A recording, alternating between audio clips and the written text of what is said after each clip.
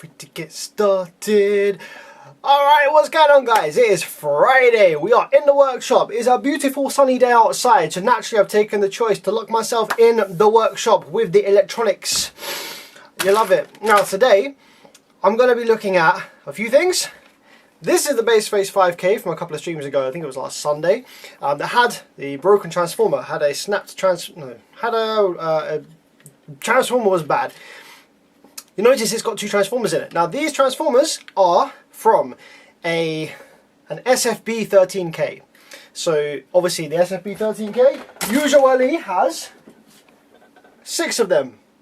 Whereas I have stolen 2 and put them into this Base Face 5K, which will result in a much higher rail voltage. So we're going to see whether we can do some modifications to get this amplifier to make some power using these replacement transformers, because you can't get these transformers anywhere. So it'd be cool if we can maybe make this a 5K 2 ohm version, because the rail voltage is going to be much higher. So we're going to see if we can make this maybe be a 2 ohm version instead of the 1 ohm version by utilizing those higher voltage transformers. We're also going to be looking at a couple of mains switch mode power supplies.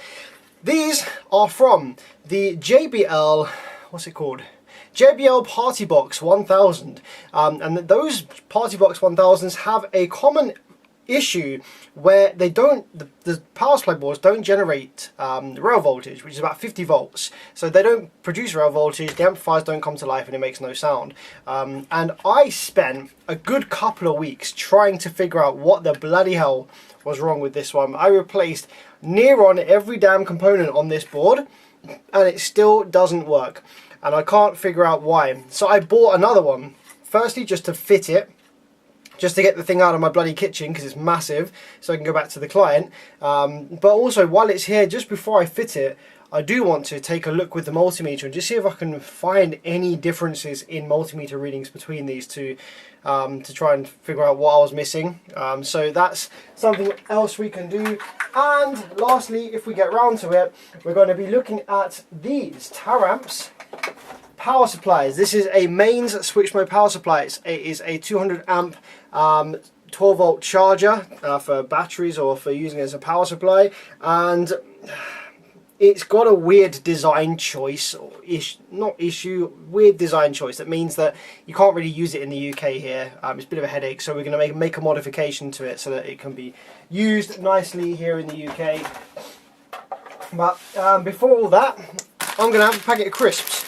Walkers have just re-released the barbecue flavour here in the UK. These were a UK staple for years growing up in my childhood. They were like one of my favourite flavours. Stopped doing them for years, and they've only just brought them back, so we're going to have a go on these.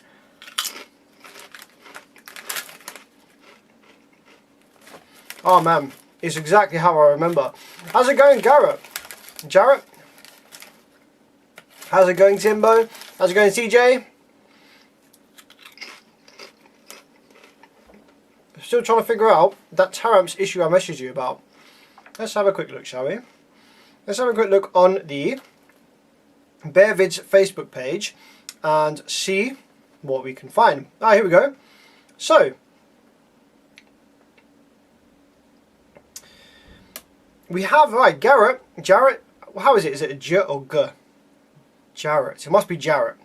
Jarrett has an issue with his Taramps TS, let me get this right again, DS 4000 x 4, where it powers up, and then once it's powered up, it sends a massive pulse to all 4 channels on the speakers, and you can actually see that when that happens, if you don't mind me showing the video here, when that happens, it releases it kind of changes the dead time on the power supply. This is power supply.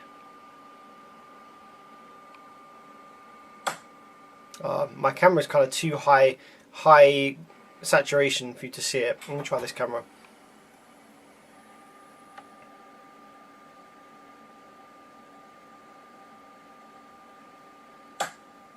So when that massive bang happens, the duty cycle changes on the power supply. I'm going to plug RCA's in and have a slight hum on the speakers. So it's not the rail caps. It's definitely not the rail caps.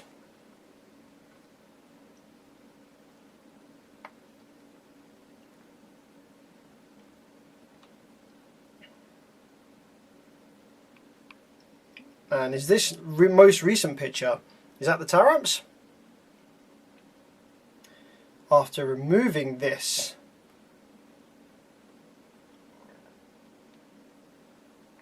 this one I've been having for a while, and it has been looked at by someone before. I found some crazy stuff on it that I had to remove. Check this out. Not sure why they would tie the channels together like this. Outputs were overheating because of this. The channels are like paralleled, aren't they? So that can be done if the amplifier, if they want to use the amplifier as a mono. So you can actually mono down 4 channels. So obviously you can bridge 2 pairs of channels together to give you 2 channels that are in bridge, and then you can parallel those channels down to a single mono channel, but the signal going into them has to be absolutely identical.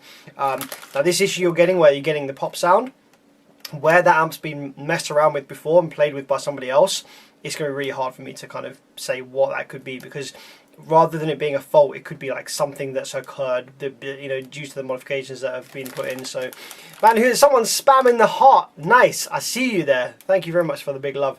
Barbecue ribs are the bad boys. Don't think I haven't had the barbecue rib ones. Not sure if I have.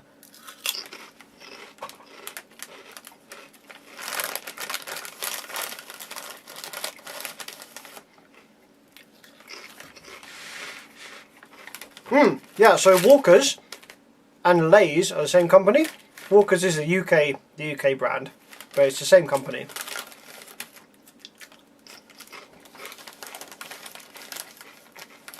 How's it going, Daniel? How's it going? How's it going, Sirkin? How's it going, RTS? Good to see you here in the daytime.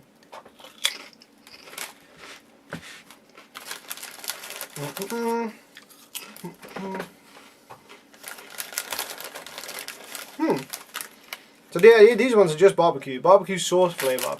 It's a specifically barbecue sauce. Hi David.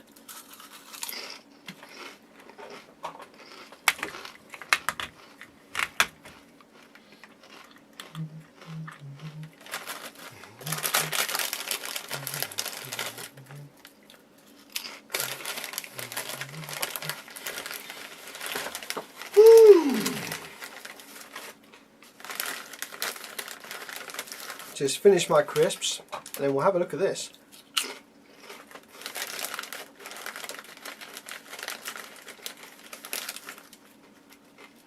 Hey, Simwave! Yo, yo, yo! Good afternoon, bro. It's lovely weather up here still.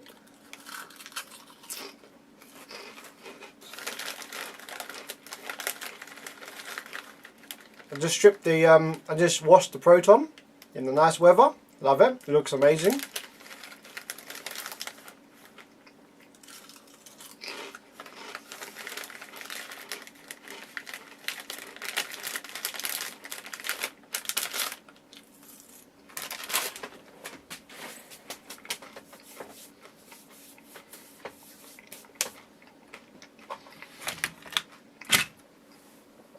Alright, so just a recap, this amplifier is in the workshop because it has a blown power supply due to one of the transformers getting a shorted wind or something inside. It was yeah, very broken.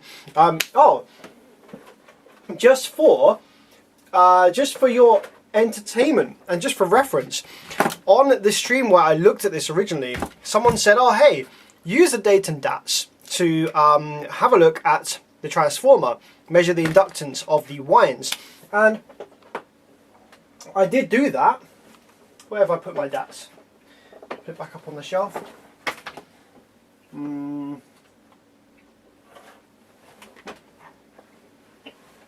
Where did I put my DATs? DATs! Put it back in its box. Ah, here it is. So we removed the transformer, which we thought was faulty, and the problem is we didn't have a reference for what it was supposed to look like on the DATs. The DATs was saying, oh hey, this doesn't appear to be an inductor. It wasn't really reading it very well, and I was assuming that was because obviously the DATs is doing a sweep from 20 to 20 kilohertz. So where these transformers operate higher than that, I was thinking, oh okay, you know, the DATs just isn't, you know, sending high enough frequencies to this to kind of make it behave as an inductor. So I was thinking, oh yeah, you know, the transformer might not be the issue. But just for curiosity, when I pulled the other one, which is a working one, so this transformer's good, this one is bad. I had a quick look in here just to see if I could see anything, but I can't. I actually noticed quite a big difference on the DATs between the two of them. So just for your curiosity, and also for the guy who suggested put it on the DATs and reminded me that that's the thing, we're just going to have a look. So if I put the DATs between let's go for the primaries. So we've got the primaries. So we're going to go across the primaries here, either side, this one and this one. Okay.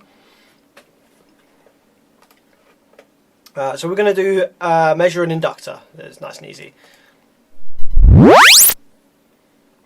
Apologies if you get that sound come through the stream, you might do. So as you can see, it doesn't appear to be an inductor, and we just kind of get this, it's kind of flat-ish until about sort of 5k, and then it sort of starts ramping up by beyond 10k to 20k, it ramps up quite high. So now, let's move this over to the good transformer and see what it's supposed to look like. I think you'll be surprised, it's quite a lot different. So let's measure inductor again. So that is what it's supposed to look like. Huge difference. The DATS doesn't complain anymore about it not being an inductor. And you can see it starts ramping up sort of about 300-400 hertz here. We're quite high by the time we get to 1 kilohertz, and then by the time we're up at like 10-20, we are well into the sort of, you know, 5, 10, 20 ohms, etc. So that's obviously completely different to what we were seeing on the failed one. So now let's go back to the transformer. Now have a look at the secondary. Let's just go across the secondary like this. Let's do the bad one first.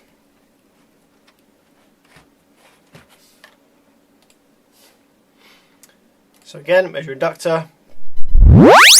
So on this one, you'll notice that we see basically the same thing as what we saw on the primary. Very, very flat up until we get to sort of 5k. It's essentially the same curve. Now if we flip that over, once again, to the good transformer, measure inductor, wildly different. Wildly different. 20 hertz we start seeing a rise in the impedance here, and by 20k we're like well over 200 ohms. So yeah, very strange. I can't really figure out how this has failed. Like, I haven't unwound it yet. The transformer isn't using normal wire, it's kind of using these like plates, a bit like one of those fruity things that you unwind and you eat. So I guess it's shorted between these, perhaps somewhere deep inside, but we don't have any continuity between primary and secondary, so like it's not gone that far. But the fact that both the primary and the secondary have the wrong kind of inductance on them is interesting. It's not just one of them, it's like both of them. So obviously we have continuity there across the primaries, but we don't have any continuity between the primary and the secondary, which I thought maybe we would have if it had really, you know, gone bad inside, but no, we don't.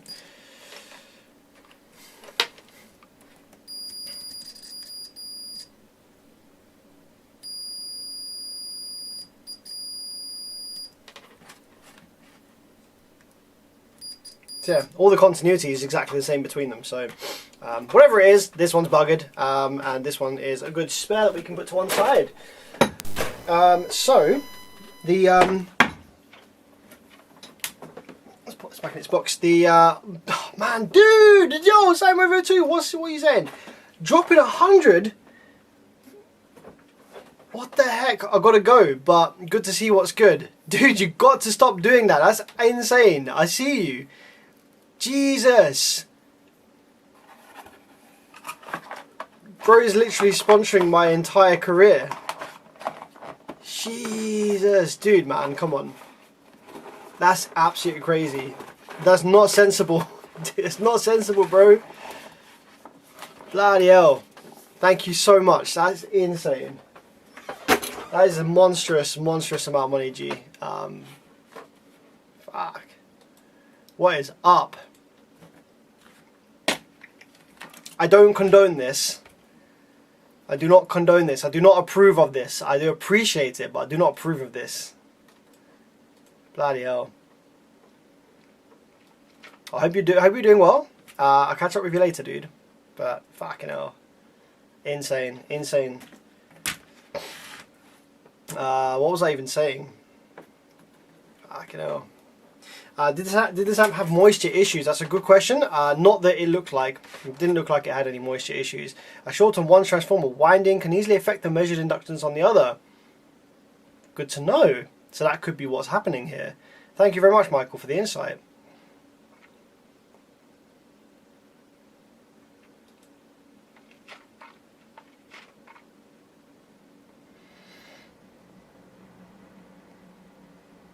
This would essentially behave like a shorted rectifier behind transformer. Ah, interesting. Thanks for the insight, bro. So that's probably what's happening. One of the winds is shorted and it's affecting the other. You're more entertaining than the Disney Channel. Thank you, I guess. I can't say I really watched the Disney Channel, so... But, in order to get this thing working with... So basically, yeah, these transformers I've just fitted, these are from a Sundown SFB13K. The SFB13K has rail voltages that kind of float around 100 volts. They would go higher, but it's regulated. So this is going to create, sort of like, oh sorry, did I say 100? I mean 200.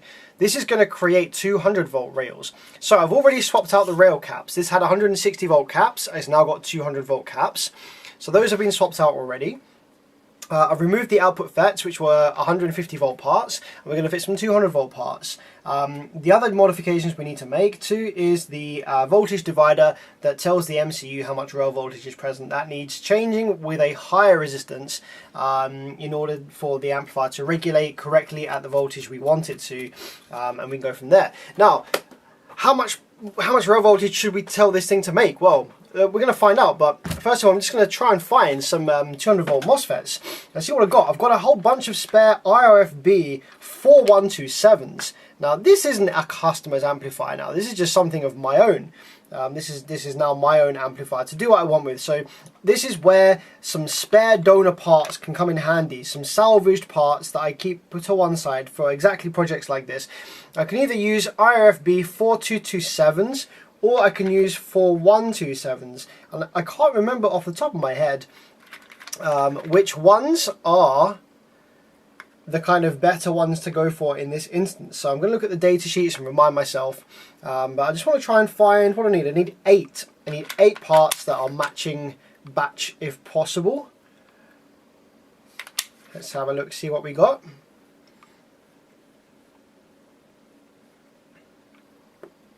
There's a few 4227s here, which is very nice.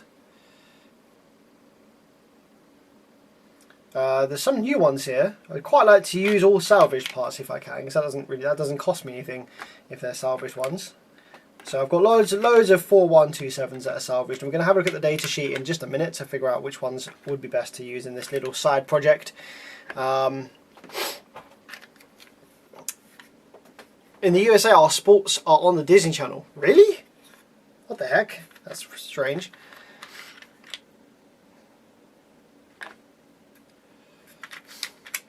Oh, you can easily play around with this by just externally shorting the secondary of a good transformer and seeing what it does to your measurements on the primary. That's a good shout. We'll do that in a minute on the DATs actually, on the good surviving transformer. That's a really great experiment. Have a look at that. Have a look at that a bit later, I think. Thanks for your insight there, my friend. Appreciate it. How did you learn electronics? Just doing this. I didn't go to any classes or courses or anything like that. I just started trying to repair car amps and just learn everything the hard way. Perry's guide on bcae1.com did help a lot. That's a really good piece of material to look at if you're wanting to get into repair. Lee says, a couple of weeks ago I wrote that my 4-channel amp with power on but getting no sound told me to move the switches back and forth rapidly. I did that and I'm still having the same problem. So in that case it might not be the switches. That's like 90-95% of the time. If you've got power but no sound, it's most likely just the toggle switches, but sometimes it's not. Sometimes there is another problem. So if you want to dive further, you're going to need to properly put this on the bench and have some equipment to test with. So you're going to want to have obviously a multimeter. Ideally you'll have an oscilloscope as well, and you'll need to have the amplifier powered up on a low current bench power supply or something, and be probing around in the amplifier, checking for, I would start by checking for supply voltages. So have a look and make sure you've got plus minus 15 volts, like something like that on the op amps in the preamp circuit. Make sure if it's a class D, you've got 12 volts ref negative rail for the output section, all those kind of stuff like that. And to do that repair, your best bet would just be to buy Perry's guide from bcae1.com and follow the instructions on there for your amplifier type, or just, you know, take some tips from there and apply them to your amplifier.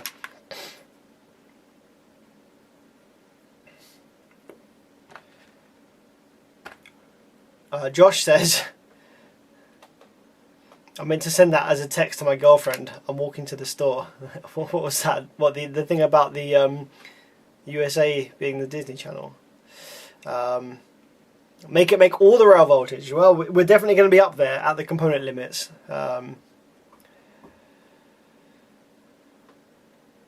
Thanks, Julian, for the 10. Ron, what's Ron? R-A-R-O-N. Something rupees. Thank you very much, my friend. I really appreciate your generosity there. Thank you very much indeed for the 10 Rons. That's really kind of you, my friend. Yeah, Perry has been updating it. He actually emailed me and asked me to potentially, you know, make some additions, make some, you know, put some stuff in there as well. I just haven't got around to doing that yet, and also I'm kind of saving a lot of the stuff for a guide that I want to bring out. I want to bring out a kind of video based guide on something like Patreon or Teachable or whatever other platforms there are, and I want to put all of the top tips and the methods and stuff on there, so kind of saving myself for that. Oh, Romanian currency, nice. How's it going from the UK to Romania? Thanks for jumping in and being very generous there. So let's have a quick look at the data sheets then, because we want to see whether it's best for us to use IRFB 4227s or IRFB 4127s, because I think I've got enough of both. I can't remember off the top of my head which one of these are like better. So just the basic parameters here, if we just have a look at the basic parameters, we've got both of them 200 volts. So the 4227 is 240 volt avalanche rated. The 4127 does say it's avalanche rated, but don't have a spec here for it. But they'll both be fine. I'm not gonna push it to 200, you know, so that's fine. The RDS of the 4227 is 19.7. The typical of the 4127 is 17, so very similar.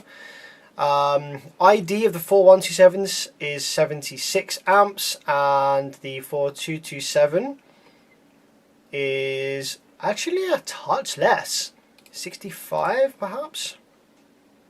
Okay, so the 4127 actually appears to be a little higher current, a little higher power dissipation as well.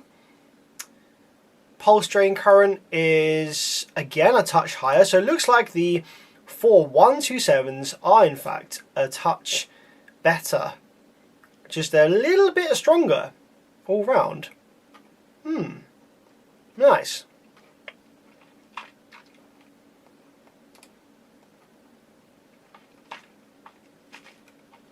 Okay, that's good, because I've got loads of 4127s, so 4127s it is. Amir, how's it going, man? Good to see you.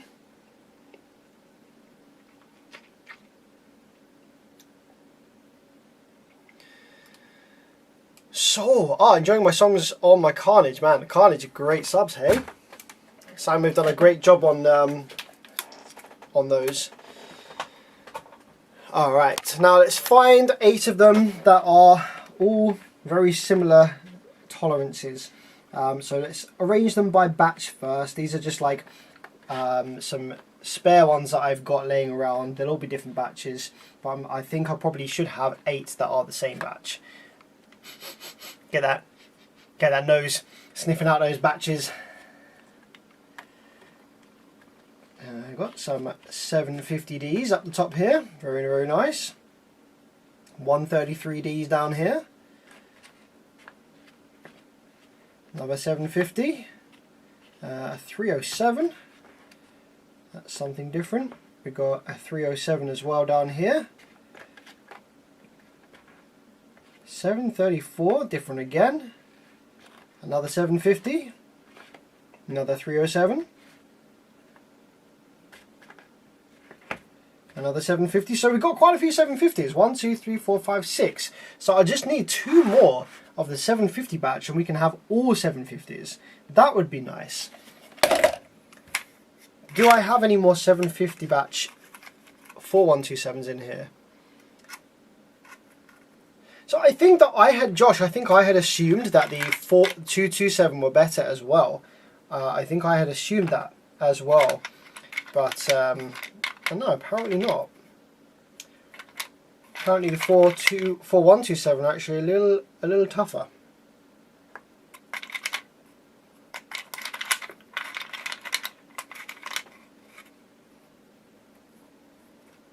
We're learning something new every day.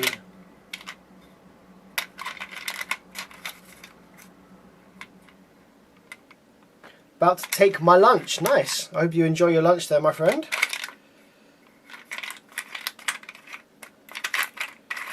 No, there is no more. So we're going to have different batches on each side, which is fine because it's a full bridge amplifier. So we essentially got 2 channels, 2 amplifiers here that we are bridging together. So that's okay. So we're going to test these and go with whichever ones have the closest specs to each other.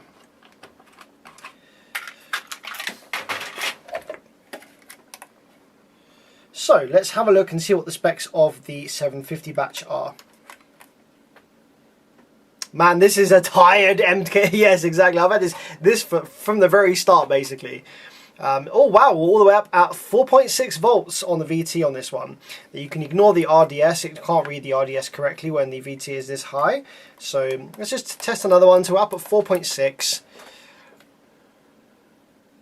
4.6, yeah, that's good. Okay, so 4.6 is the 750 batch. So we're looking for something similar to that if we can.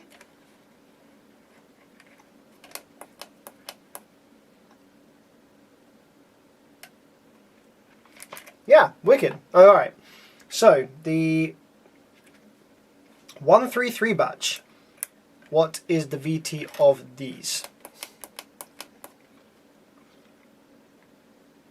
4.5. Okay, yeah, I mean, it would work. It's not in the same, it's not in the same bank, it's on the other side of the amplifier in a separate channel, so 0.2 volts, yeah, we can work with that. That's 4.6, so these ones are a little bit up and down, so that's pretty close. How about the 307 batch? How are we looking on the 307 batch? 4.4, okay, so these are less suitable. We want them to be closer, so I think it's going to be the 133 batch. Yeah, it's going to be the 133 batch. I just want to make sure that they're all similar to each other, because if the VT has shifted, then it can suggest that the MOSFET is a little bit, weakened inside. So we've got 4.5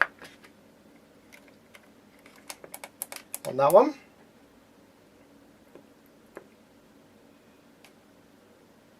Ah, hang on. This one was not reading correctly. It seemed like the gate wasn't quite connected there. There we go, 4.6. That's fine.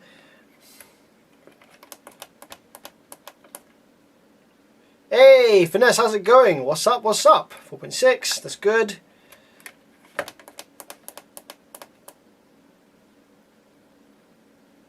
.5. Okay, so we've got 2 4.5s and 2 4.6s. Going to put the 4.5s together and the 4.6s together like this. Excellent. Those can go back in the drawer. And we are ready to slap these in.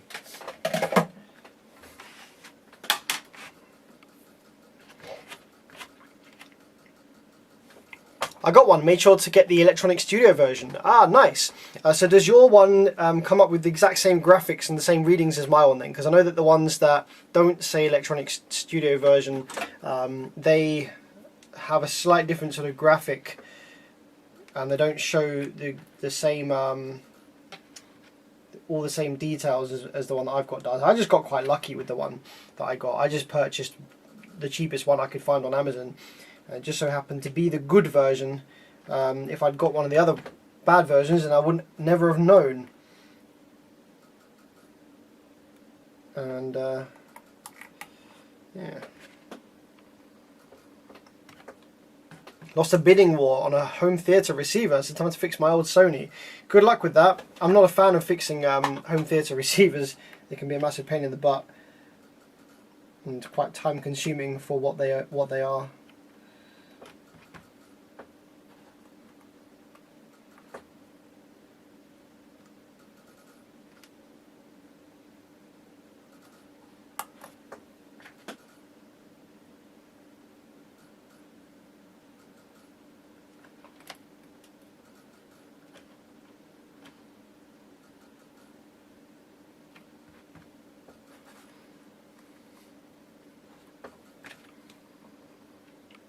It does, just like yours. Nice! That's very good to hear. Yeah, it sounds like you found one of the good ones. I'm happy for you.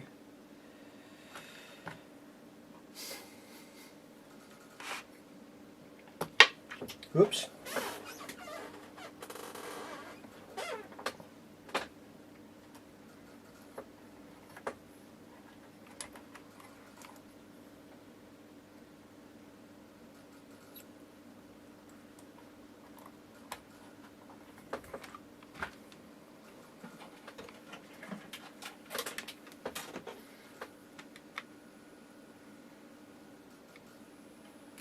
Alright, sweet. Let's get these in.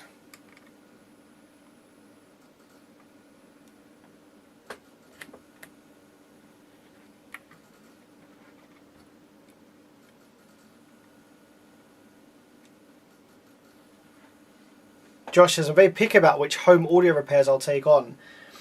Yeah, I don't particularly like taking on mains equipment repair. I'm not super set up for it. That's not what I sort of started out doing, and so my workshop isn't super set up for doing that kind of work. But I will take on some bits and pieces here and there. If it's like high value PA amplifiers that I feel like I can fix, then I will take them on because they make good money. But I definitely do need to get some sort of changes made to my workshop setup so that I can better deal with taking on PA amp repairs. Especially like powering up the switch mode power supplies safely, for instance. To get some kind of variac or like set up some kind of dim bulb, something like that, just so that it's a lot safer to power these things up.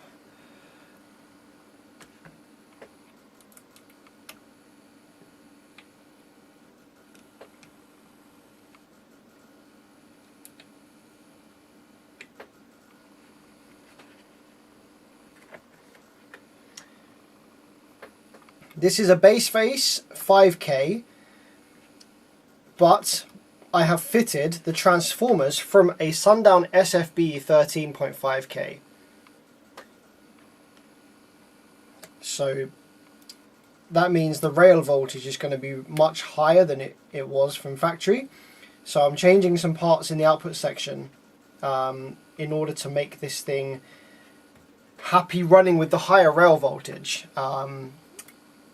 And then once it's happy running and playing, then obviously the amplifier will not be able to make, well, it'll be able to do 5K into 1 ohm probably just fine, but the amplifier will then become a higher impedance stable amplifier. So where it used to make 5K at 1 ohm on the original transformers, with the SFB 13K transformers with the higher rail voltage, I suspect this will be happy doing 5K at 2 ohms, something like that instead.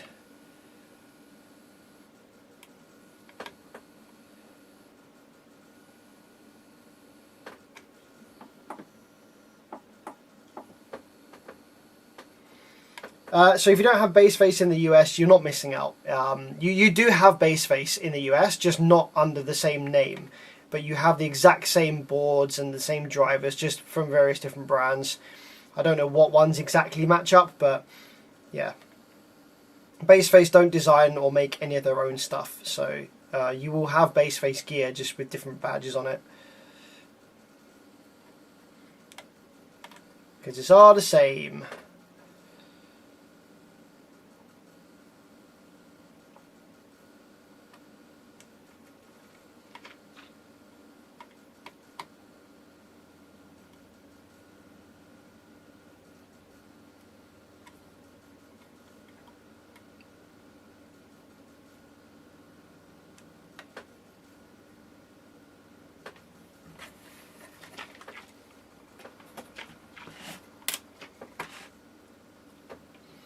Yeah, that's actually one of the reasons why I don't like taking on receivers as well, is that, yeah, they're very time consuming to dismantle and to put back together and stuff like that. They're very awkward on the workbench as well, compared to like a car amp. So yeah, there's a lot of reasons why I'm like, nah, do I really want to take that on? Probably not.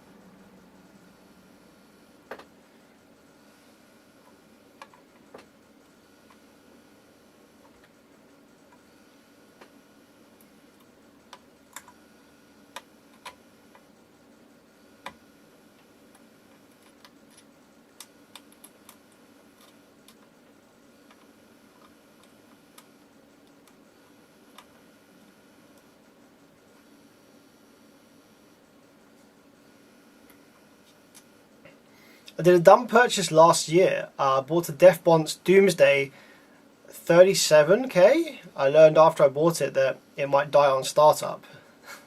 Okay, so what was the information that you discovered about it that will maybe cause it to die on startup? Then I'll be able to maybe offer some advice on how to make that not happen.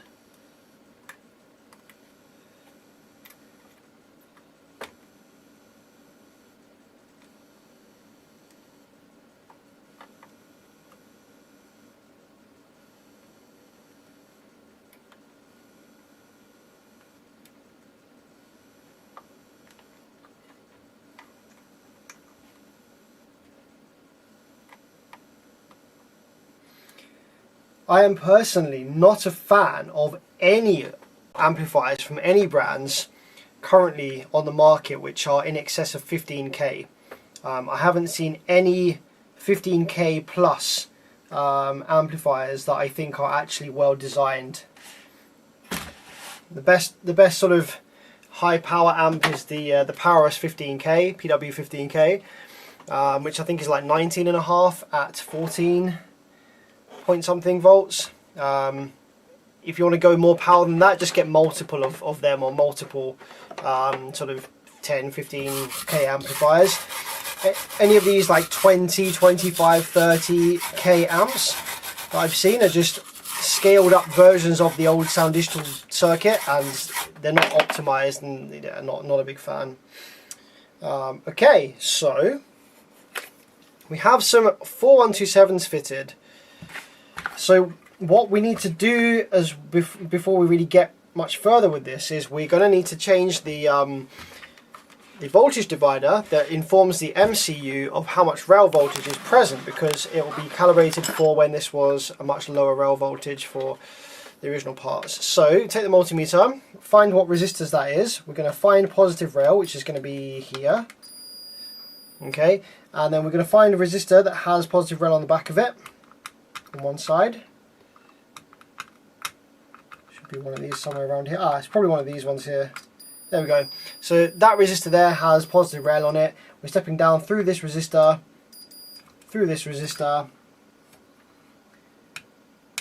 then we go along to the 4th pin along from the right here on the MCU, and then we're going to have a pull down here to ground, which is this one. Excellent. So what we need to do is increase the resistance value of these ones here. So I'm going to shove a potentiometer in line to calibrate a good resistance value for this. Now which one do I remove? We've got a 56K and a 1003.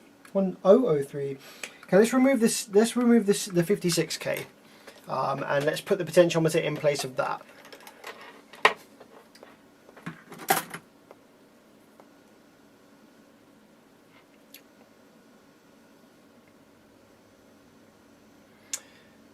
Because the rail voltage is too high. So yeah, it could be the rail voltage is like right on the component limit, so they're not designed to last very long. Yeah.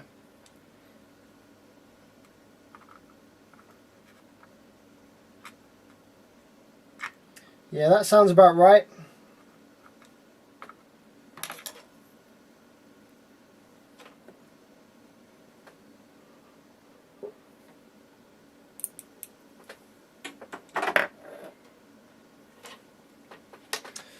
JD says, any info about a Synergy audio? So I don't know what that board looks like, but it will be a generic PCB that has been covered either by myself or by Perry on his guide. So send me a picture of the board to facebook.com/bearvids. Send me a message with a picture of the board and I'll tell you where you can find information about how to fix that. I want a potentiometer now.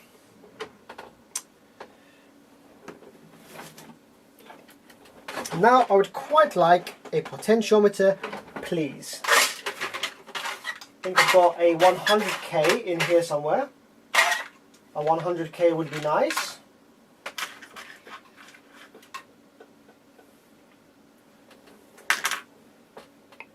Yep, here's a 100K, very, very good.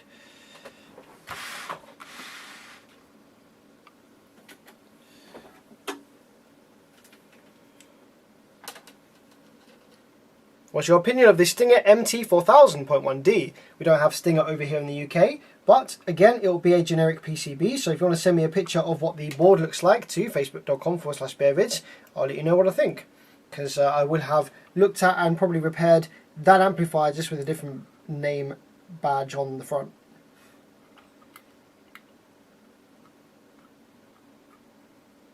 Okay. Let's get that on there a little bit better. Okay. Cool, so now we have a potentiometer hooked up. We can calibrate what resistance that needs to be. Let's open that right up. Let's close it right down, just confirm that it shorts. Yep, excellent. So we're going to start off nice and, well, what we're going to do is start off at what will be 56K was the original resistor value. So we need to go higher with the resistance value in order to set this up properly. So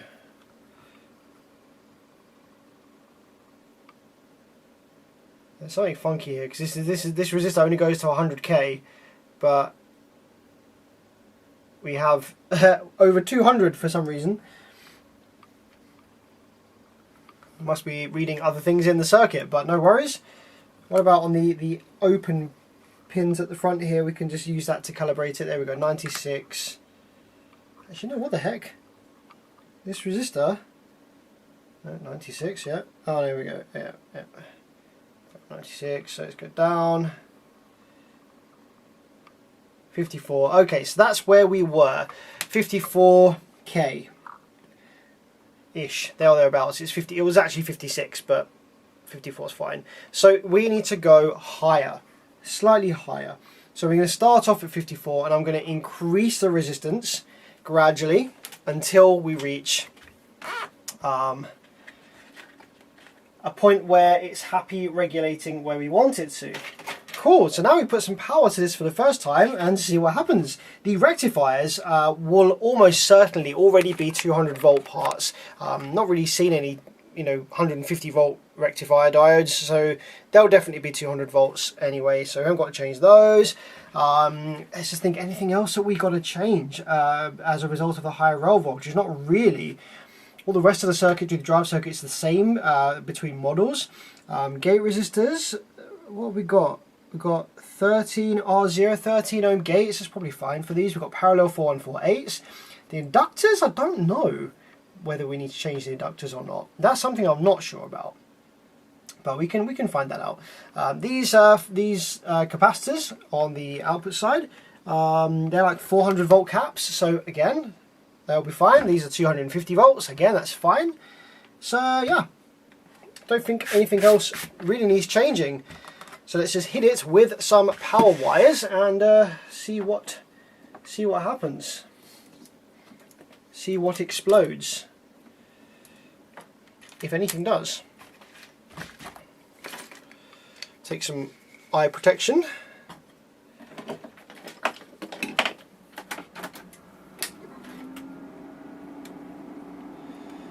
Now we're going to start off with the voltage nice and low on the power supply, because we don't want to be sending 200 volts to this just yet. So let's start off with 9 volts on the power supply, and let's make sure that this comes on. I've just very gently soldered in the transformers. I haven't fully soldered them in just yet. Just kind of done a very small amount of soldering in case I need to take them back out again. It's a lot easier.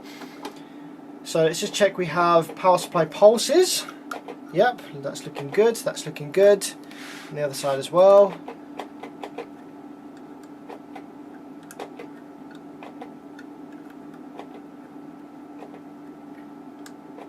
Yep, they're all looking good. Okay, fantastic stuff. Now let's have a look at the output side. Let's see what rail voltage we are at to already.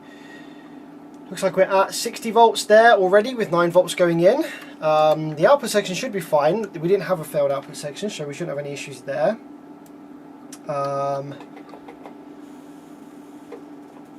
Okay, so we have 133 volts on the rails.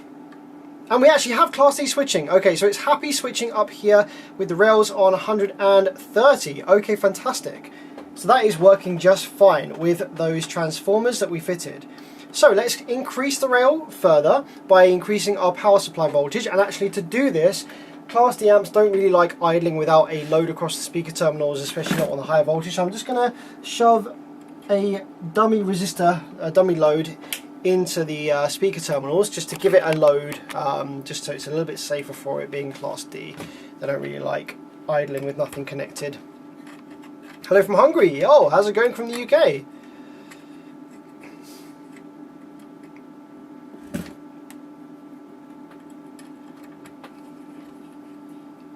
Sean, my first time interacting with a live feed. Well, good day to you, my friend. Welcome to your first live interaction event. Good to see you here, bud. I bought one, I've not installed it yet. DynoVids C8K at 1 ohm, but it's rated for 4K. Seems a bit underrated, maybe just to make sales. Sounds like a good deal to me.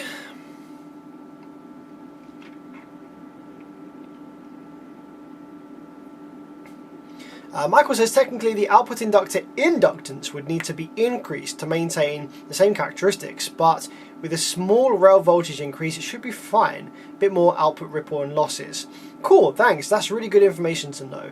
I think I might have a couple of inductors that I can take from the SFB13K, which obviously will have been designed for that higher rail voltage in the first place, and also should allow more power to pass, so there should be less losses. So I'll see if I've got a couple of spare ones from the SFB13K that I can slap on here. Why not, they're spare, might as well if we can. Might be a bit of a waste though, because this thing's not going to make more than 5K. Because, we're going to be limited on the power supply FETs and the number of output FETs, aren't we? So we can't really ask it to make much more than 5K.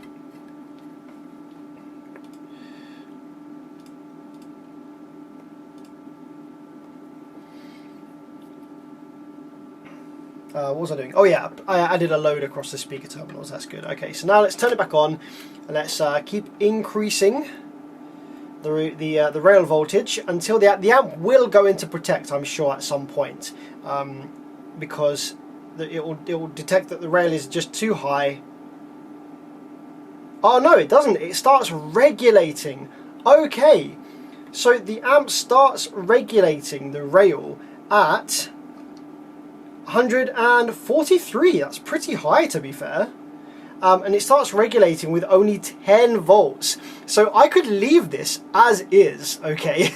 And this amp would be great for somebody with a rubbish power supply and their batteries, the voltage is dropping to like 10 volts, and they're still going to get basically full power out of this amplifier. But that's not the intention here. So let's increase the potentiometer that we fitted to the board here, and that will kind of that will prevent the amplifier from regulating so soon, and will allow a bit more rail voltage to appear.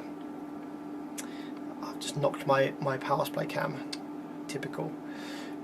So we've got 10.5 in at the moment, so let's turn it back on and start increasing that, and start increasing the value on this potentiometer, which will change the regulation point. So regulation point was here before, about 143 volts. So I'm going to go up to 12 volts on the power supply here. I'm just going to gently increase the potentiometer here, and we should see, there we go, yep, starting to increase. See that? Starting to increase. So let's keep going on the rail. Now we have 170 volts. I'm just going to turn that off and have a look with the thermal imaging camera, just to make sure that the output MOSFETs are not like getting too hot or anything. They shouldn't do, you know, they're within their limits here, so it's curious to see, make sure that they're okay. Okay, output MOSFETs are sitting at about 43 degrees Celsius, and the ones on this side 46 degrees Celsius. It's a little warm, but you know, there will be some losses here, and this is kind of high voltage for them, so they're not on a heatsink, so I think that's probably okay. We've got 13 ohm gate resistors, and we do have 4148 diodes in parallel, so they should be being told to turn off pretty quickly, and the IRS 20957S drive ICs here should be in dead time mode 4, providing the maximum amount of dead time. Okay, so 170 volts rail, nice. Let's keep going. Let's push this all the way to, well, we might as well go all the way to like 188 or something like that. Don't see why not. And then we can work out how much power this thing will want to try and make. Actually, no, let's just work that out before. So we know that the components on this amplifier, specifically in the power supply section, won't be happy trying to, you know, with this amplifier trying to make any more than 5k, okay?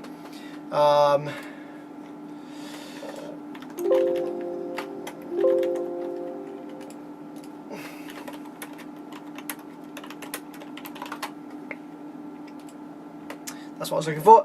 So we have 5,000 watts, okay, going to the loudspeaker, which is what this amplifier would have been originally set up for. We've changed the rail voltage though, and let's see what it needs to make 5k at 2 ohms. Okay, to make 5k at 2 ohms on the speaker terminals, we need a 100 volt RMS sine wave. Now, in order to create a 100 volt RMS sine wave, we need RMS peak voltage calc, all about circuits, peak voltage calculator.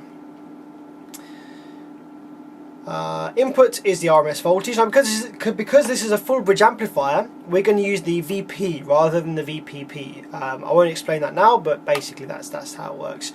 So in order for this amp to make 5k, we need a 100 volt RMS sine wave across the speaker terminals, which would require, in this amplifier, being a full bridge amplifier, a rail voltage of 141 volts. Which is interesting because that's actually what it was regulating to in the first place. So that's interesting. Obviously there'll be some rail sag, won't there? So,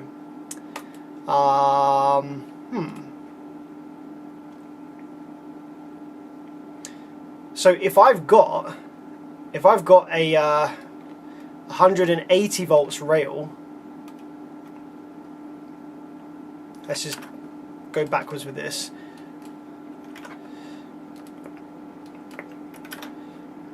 So if I've got basically 183 volts worth of rail, we've got a 130 volt RMS sine wave, 130 volts into a 2 ohm load.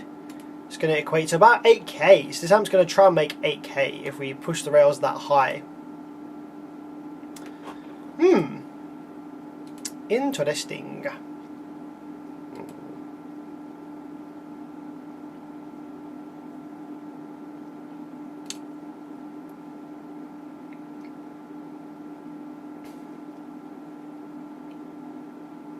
I've actually got Taramps high voltage 160k behind me. We're going to be doing some fun videos on that. What's it rated for at 2 ohm? Probably about 3k with the original transformers in there.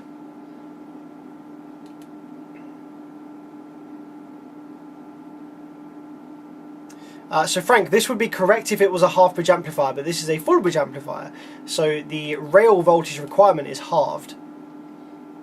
So yeah, 141 volts to get the 5k at 2 ohms, which we definitely do have in this thing.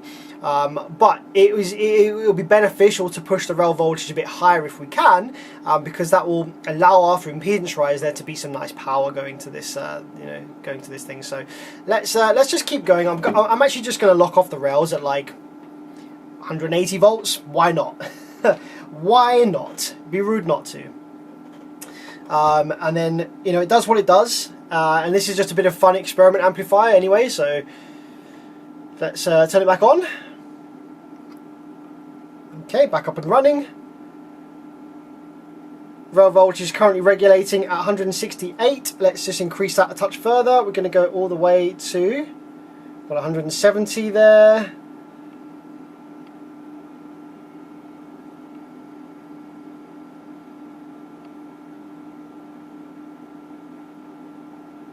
There we go, 179. There we go, we're going to leave it about there. So we've got 179 volts as our calibrated regulated power supply voltage. Excellent stuff, and the amplifier comes on, idles fine, no excessive current draw, no weird noises or anything like that. So what we're going to do now is, once the rail voltage has dissipated to ground, we're going to measure the resistance on the potentiometer and use that to calibrate what voltage divider resistor we need there to give us the same, roughly the same 170 something, 180 volts worth of rail. And we're definitely going to get some rail sag, so it's going to come down a bit, but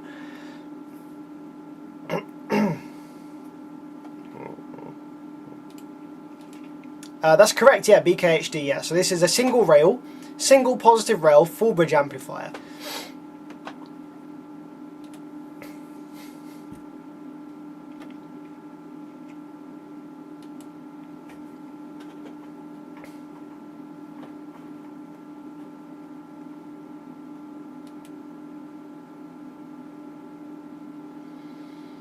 Adam Frank says, I have 2 Eclipse 4 channels with the FlaxNet crossovers I need recapped. I don't know who best to do that in the States is, because I don't live in the States, so I don't really know.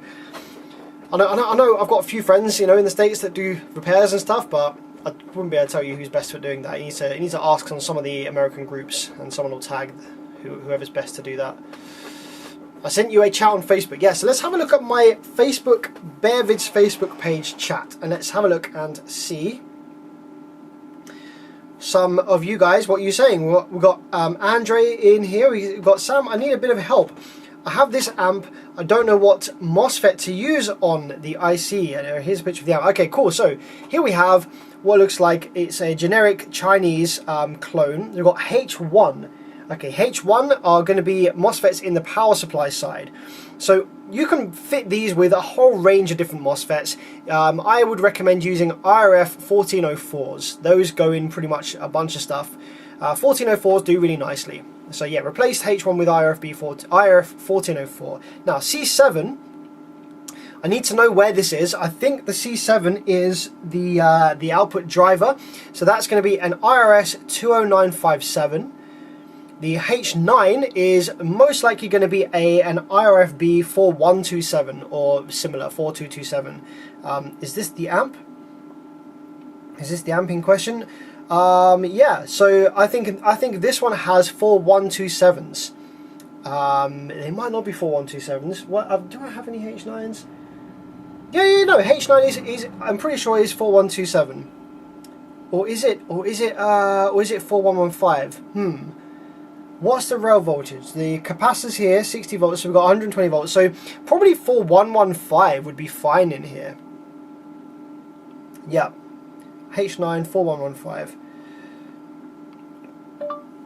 So for this one, comma, the drive ICs are 2092, comma, that's correct. Full stop.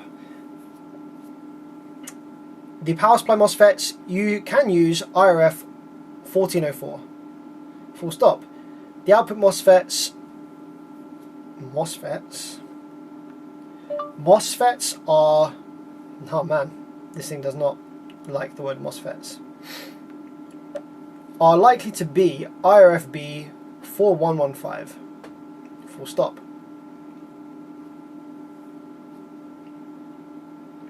You could also get away with 4227. Full stop.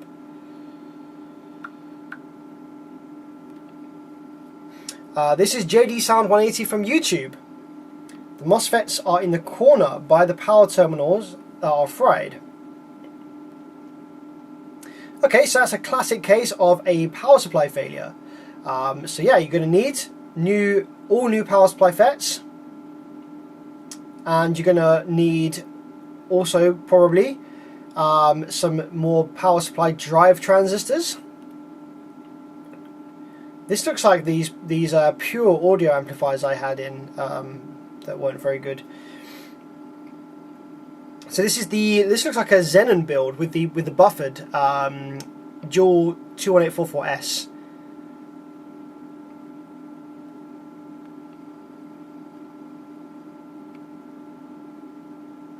So yeah, looks like you're going to need quite a bit of work doing on this one. I suspect the power supply FETs failed because the output MOSFETs have also failed. So you need to go and check those with your multimeter. I suspect that they failed and they've taken out the power supply along with it.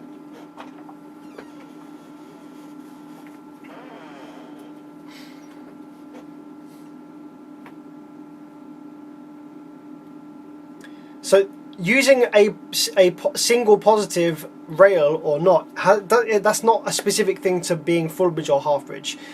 You can have a single positive rail and you can have a half bridge amplifier. It just wouldn't make a great deal of sense. So most of the time when you've got a single positive rail, it's a full bridge. But it doesn't necessarily mean it has to be, but most of the time it will be. Okay, has our rail voltage sunken down at all?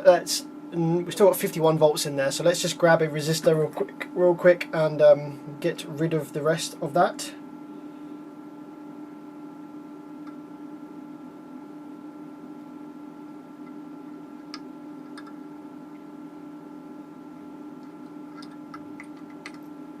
There we go. Yeah, cool. So let's measure the resistance on our potentiometer and see what kind of value resistor we need in place there. 91k there or thereabouts.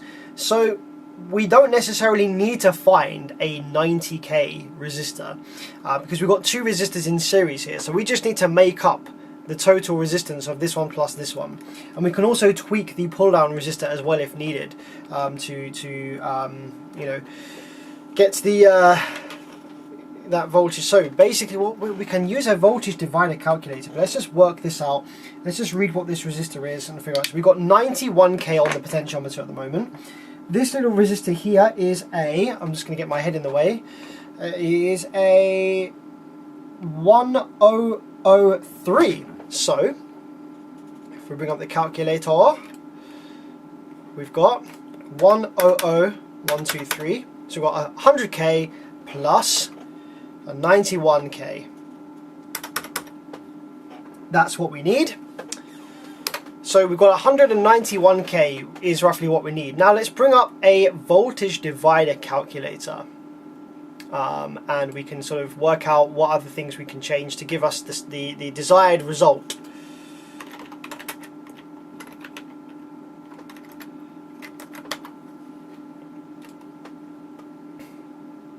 Okay, so let's go for kilo ohms on this. So our voltage source here is going to be the rail voltage. We got 180 volts, okay, and resistance of that we've got here, we've got 191,000 ohms. And R2, which is the pull-down resistor, in this case is, I think, just 1,000. It's a 1,000 ohm pull-down from memory. Let's just confirm that by looking at the positioning here. Yep, just a 1K. Okay, so this is going to tell us the voltage at the MCU. Okay, 0.93. It was actually 179, wasn't it? Roughly there or thereabouts. So the MCU is going to be regulating the power supply when it senses 0.932 volts. So that's what we're looking for. We're looking for 0.932 volts. So let's say that we don't have a 191 kilo ohm resistor here. Let's have a look at what resistors we have got, what we can make with the R1 and R2, and we want to result with a 0.932 volts on the output based on whatever resistors we've got that we can use. So we did originally have a 56K in here, so we could reuse that if we want to. What else do we have up here on my desk? What other high value resistors do we have on the desk? We've got a 30, we've got a 3000, we've got a 3300, we've got a 2K. Alright. We've got a 1500. Now we're going to need some high values. Let's have a peek at what resistor values we've got on this little PCB right here. Let's have a look and see what we've got on this PCB right here.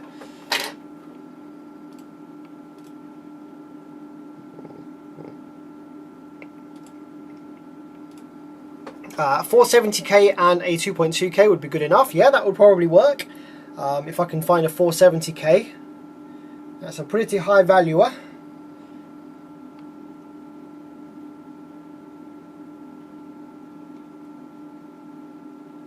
So we've already got a 100K. So I guess we'd be looking for, you know, if we want to use the 100K that's on the board already, we need something like 90K. And I'm not super, I don't tend to see 90 kilo ohm resistors floating around, so I think what we'll do is, instead of the 100K, let's use, for example, something more common that's a bit lower that we can add to.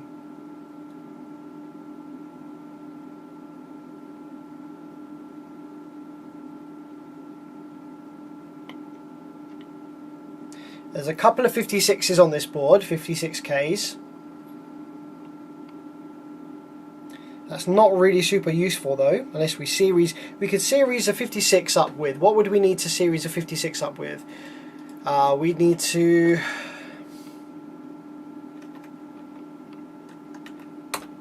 We need like a 33K perhaps. So we could series a 56 and a 33. That would give us 89, so that would be a little bit lower resistance. That would mean a little bit lower rail voltage, which wouldn't necessarily be a super bad thing. So a 56 and a 33K, so that would be a 333 I would need. Okay.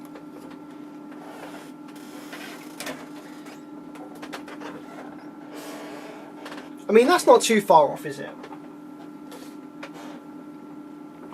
Narbox, hello, how's it going? So I don't want to go too low resistance. I don't want to go like 360 ohm, because that will just cause the resistors to run warmer than they should. I mean, yeah, 360 ohms is still quite high. Afternoon, Joseph. We're doing some modifications to your base phase 5K that's now mine. We're turning it into a 2 ohm version that's potentially going to make 6 or 7K. I've got a 27K here on this board, on this donor board. There's another 100K, 22K. There's a 56K. I'd like to see a 33K. I'd like to see a 33K. What's half of 56 again? 56 divided by 2, 28. No, not quite enough. I'd like to see a 33. I doubt this board has any 33s on it, because it has 27s and they're quite close, so I doubt that they would use... Oh no, wait, R332. No, that's not what we want. Okay. Don't think this board has the resistors we're looking for. Yeah, if anything, increase the 1K, not lower it. Yeah, exactly. That's I don't want to lower the 1K. Yeah, 0.6 watts dissipated. Exactly. Yeah, we don't want to do that.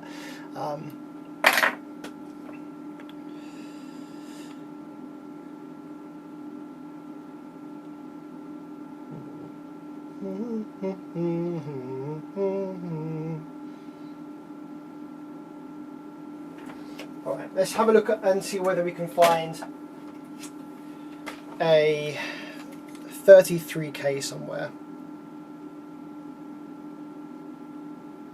474. Okay, that's pretty high. 474, 73. That's going to be too much. We need to parallel that with something. Yeah, that's going to be too high. I was thinking I could parallel a 474 with something. What if I parallel, so 474, 237. No, that's not quite right. Okay, that's not going to work.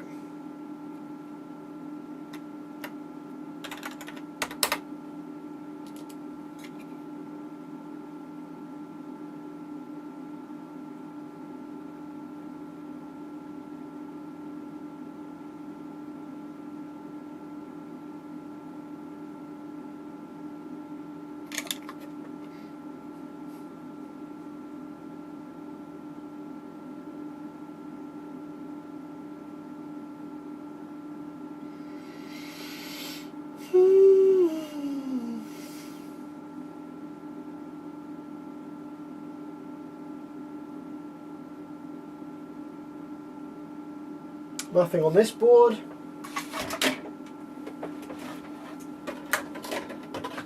Got a JL Audio preamp here. That might have something useful on it.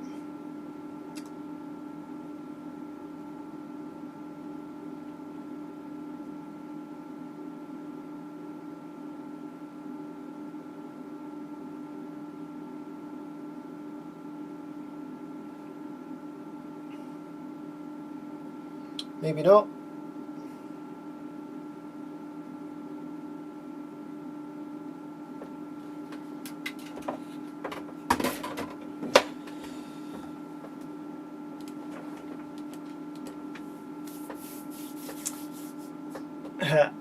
Ashnil says, just request a sample for resistance. Yeah, but I want to do this right now.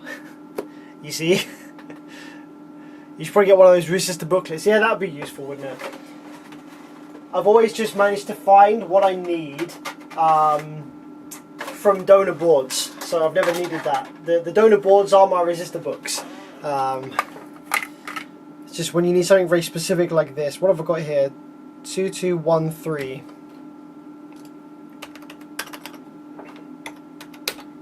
Ah, okay, here we go. I can get down to, okay, 221, 123, 110. So then plus 56.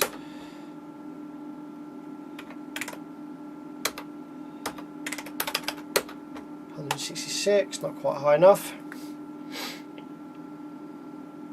No, yeah, definitely. A resistor booklet would definitely be useful right now. We're taking quite a lot of time searching for a random resistor value. I absolutely understand that. For sure. But obviously I'm streaming right now and I'd quite like to get this done right now. So for today, we don't really have a huge amount of choice. Right, there's a 27K. Let's just series up some random resistors and get to where we need to get to. So we've got 27K. We'll use the 56 that was originally in there if I can find it on my desk. So yeah, 56 plus 27 plus we'll series up a 10. That will get us 193K. That's probably going to be fine. So we'll do that. We'll series 3 together.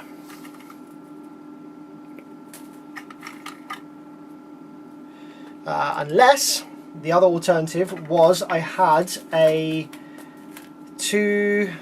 can change the pull down to be slightly higher.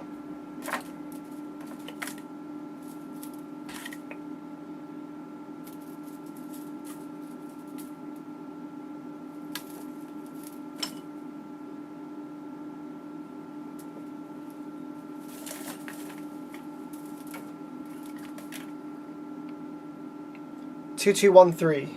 221.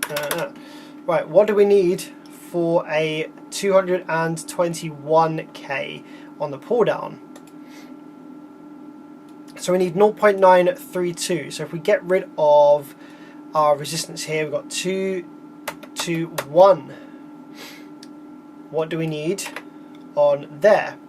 We need 1.157. So we could increase the resistance of the pull down a little bit. It's a very mild increase though. That's going to be a bit of a pain in the butt to do as well, isn't it? What about 1.2? That's going to give us that's going to give us too low of a rail voltage. We want a little bit more than that.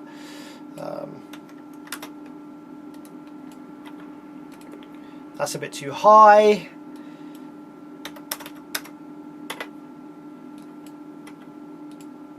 $187. That's tempting. No.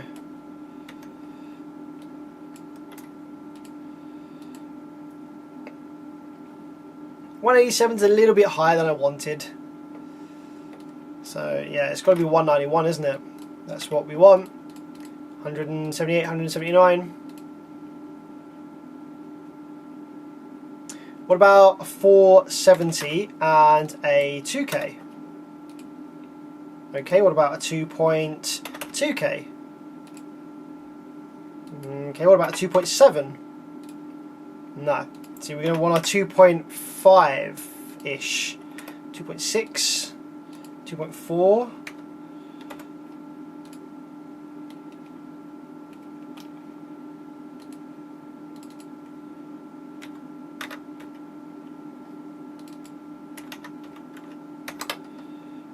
$2.35. Ah,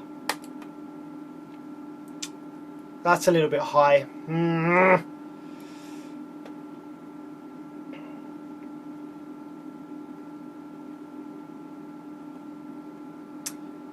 Yes, that's a little bit high.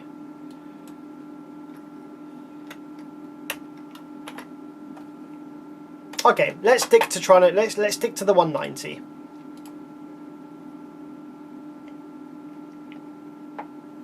A 150 ohms in series with the existing 1K. Yeah, that is doable. There's not a huge amount of space to do that though. To have two resistors in series there, they're very bunched up together. So I'd have to make a triangle with the resistors. Glue down the potentiometer. There is that. I could definitely just use a trim pot, small tiny little potentiometer. If I can find, so I don't have any tiny trim pots in stock because I never replace or use them in repair work. But if I can find a donor board that has a trim pot on it that is like 100k, I can get the resistance I need, then that would be fine. But, right, let's just start doing stuff. Let's just start doing stuff.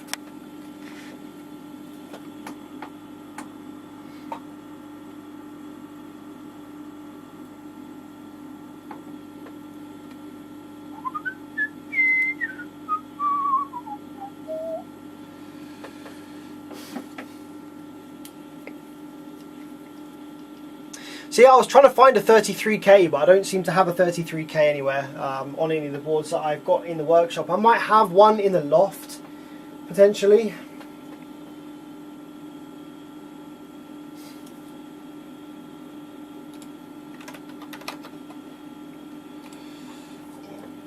Let me have a quick look in the loft for a 33k.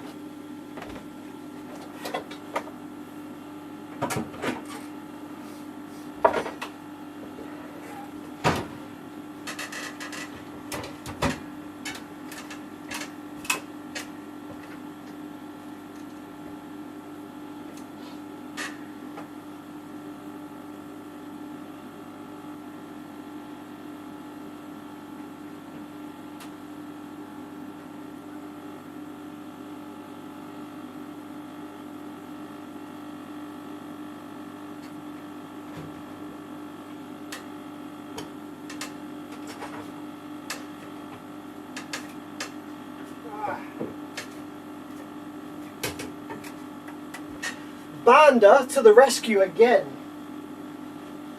This Bander Viking 7K board has given me so much.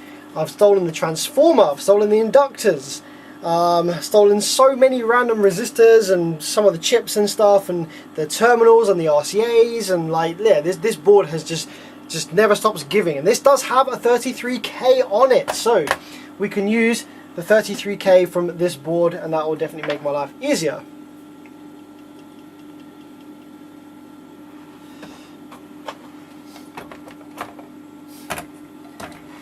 It's right there.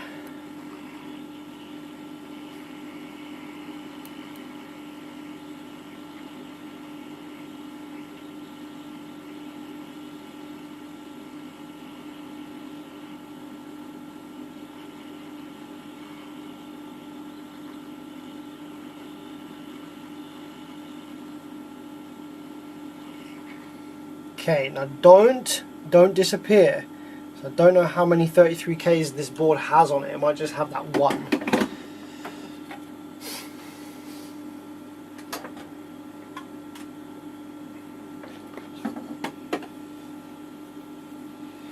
Okay, so let's remove the trim pot.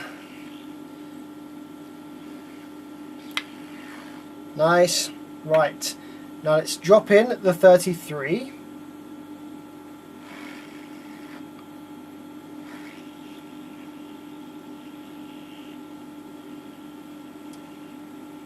To the side, and then we want to put the 56 back in.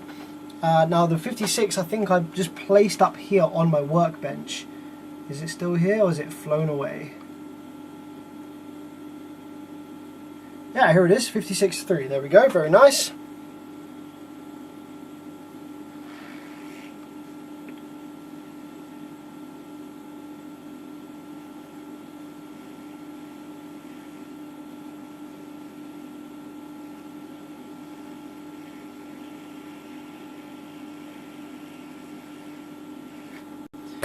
Fantastic.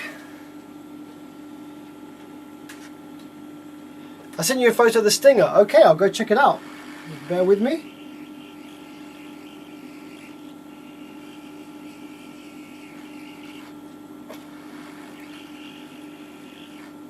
There we go. A couple series resistors.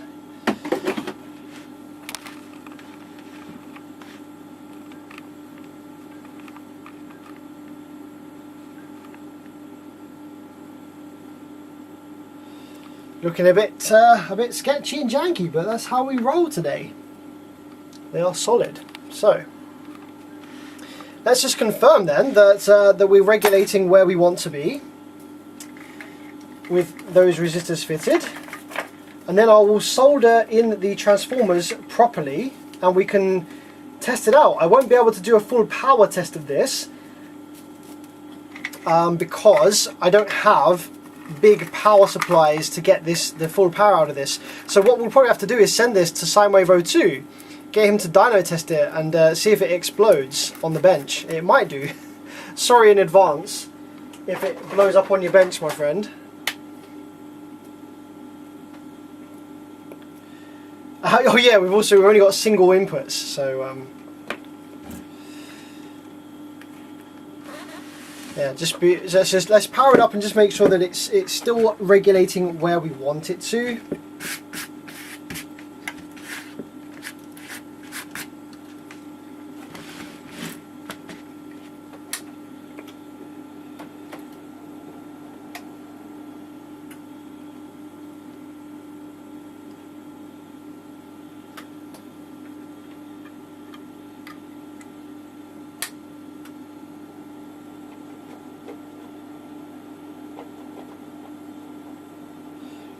Get my goggles back on.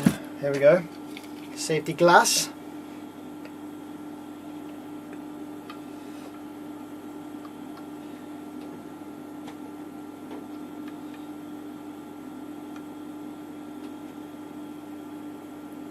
Okay, we're switching, and let's just check the rail. Make sure it regulates off where we want it to. Oh, 174 volts. Well, that's probably quite safe, isn't it? 175. See how it's regulating now at 175. It's a little lower than I wanted, but that's probably fine. It's probably fine. It's going to keep the rail nice and far away from the MOSFET limit, and I don't know. It's a little bit. I would have liked it to have been at least 180.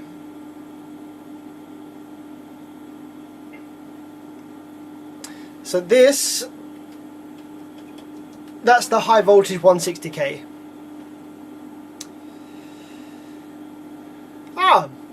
Mickey with a 5. Thank you very much, my friend. That's very kind of you.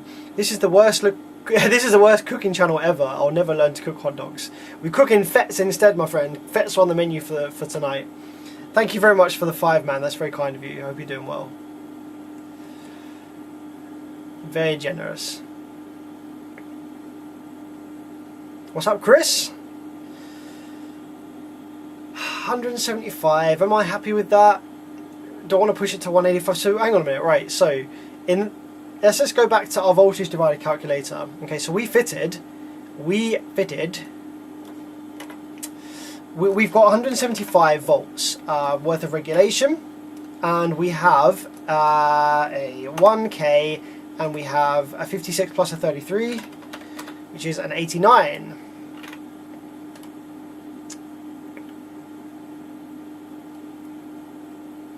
Oh, sorry, it's 189, isn't it? 189. So, if we want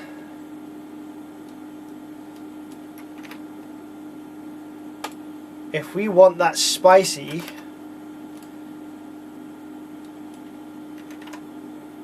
we're going to have to go up a little higher.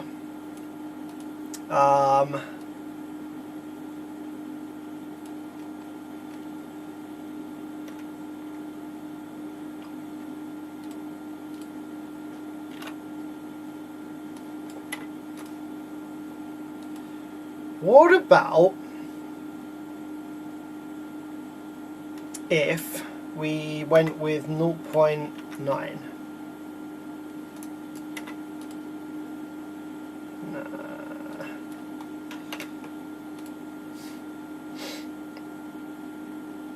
Yeah, I can just put another 10k in series. Not another 10k, I could put like a 1k or like a 3k. 189. 193, 195. Yeah, if I put like a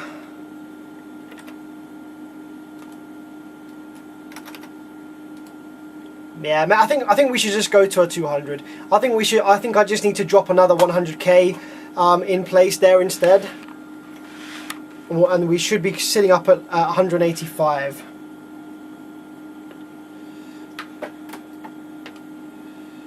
Which is a bit more spicy, and that's what we're looking for. Spicy. This is a spicy stream today.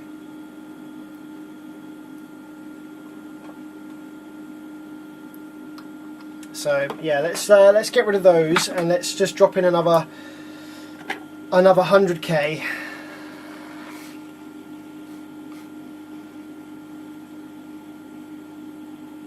MS Official, yo, what's up, buddy? How's it going, man?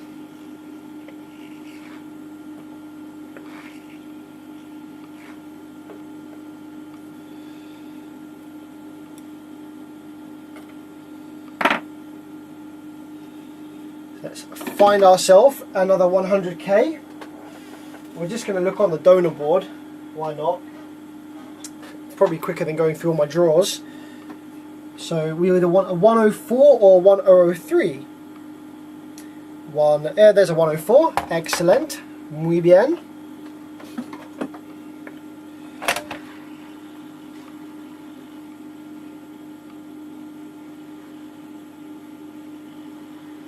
Yeah, I'm good. I'm pretty good.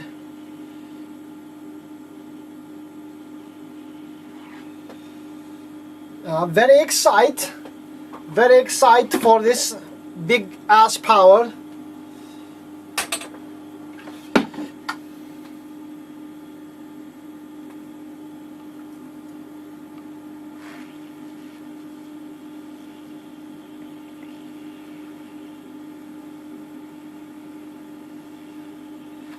There we go, very nice.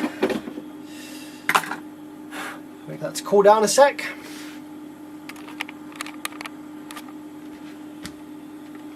So for anyone who's recently joined, this is a Base Phase Team 5K. This is a Sound Digital clone made in China that's from factory made 5000 watts RMS into 1 ohm.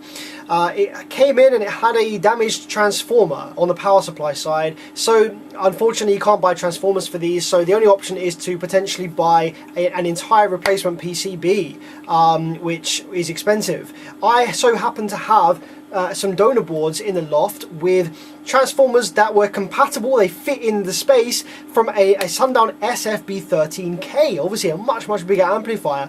Therefore these transformers will have a higher number of turns on the secondary to generate a higher rail voltage. So I was like, I could just slap those in here, it will generate a higher rail voltage. If I upgrade the rail capacitors, upgrade the output MOSFETs to a higher voltage and adjust the regulation circuit, then we might be able to turn this into a 5K 2 ohm version. This will obviously never be 1 ohm stable anymore, because at 1 ohm this thing is going to try and make like 8, 10K, whatever, after sag.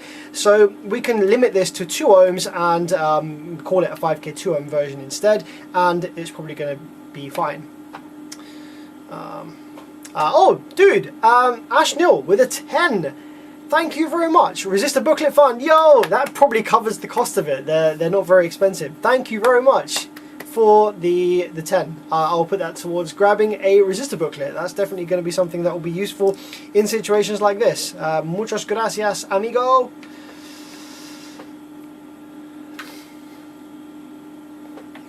Oh yeah, check out the photo. Yeah, sorry. You do need to keep reminding me. You do, because I will forget. So this is Sean, the Stinger MT4000.1. Oh, that's a very difficult picture.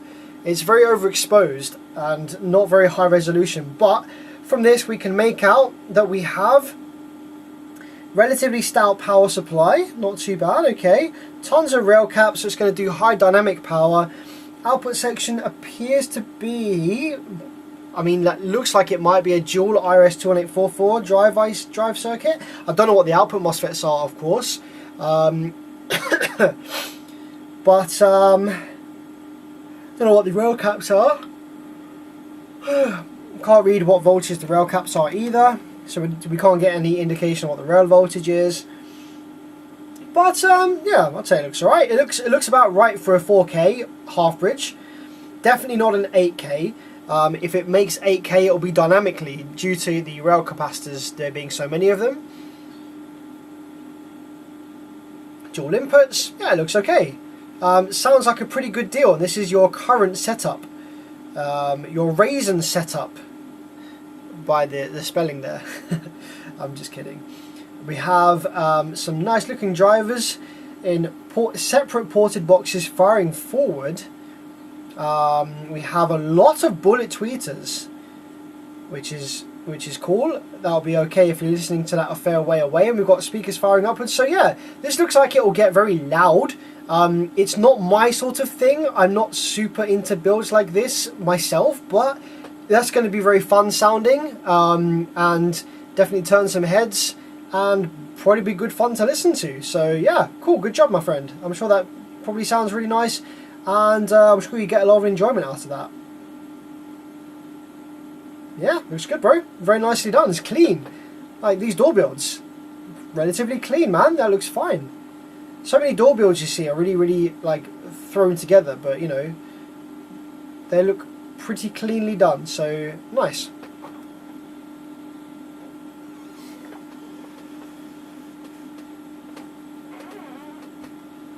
Yeah, right. So now that's all cooled down, let's check the. Did it all yourself as well? That's solid. For doing it yourself, man, that's freaking sick. I personally couldn't do fabrication to that level. I'd get bored too quickly, and yeah, I'm not very into fabrication. So let's power this back up, and let's just check the regulation point with those new resistors. Hey.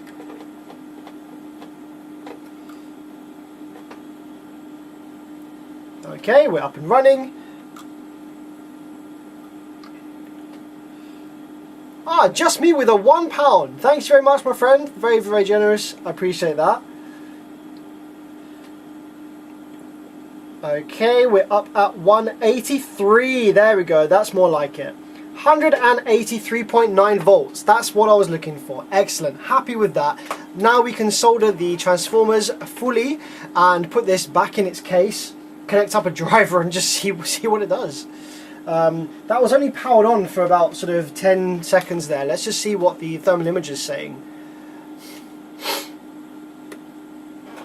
Got any experience with the Velodyne home subwoofer amplifiers? No, but it's really strange that you asked that, because somebody has messaged me asking me if they can send me their Velodyne plate amplifier to repair. So I will have some experience with them pretty soon.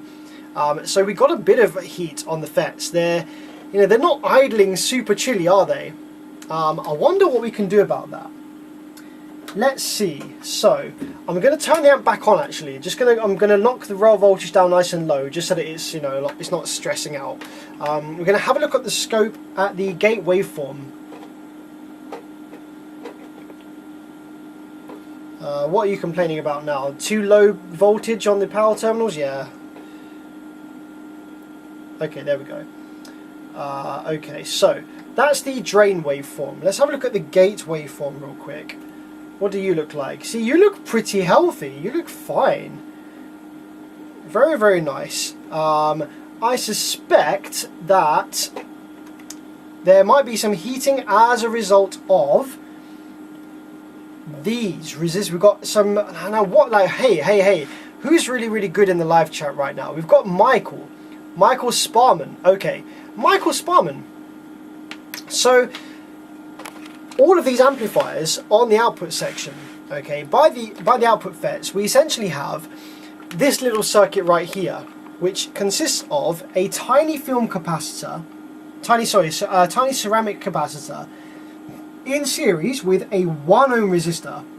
Okay, and what this connects to, this has the low side drain, the Class D switching wave on it, on one side connected to I think is it here, the resistor.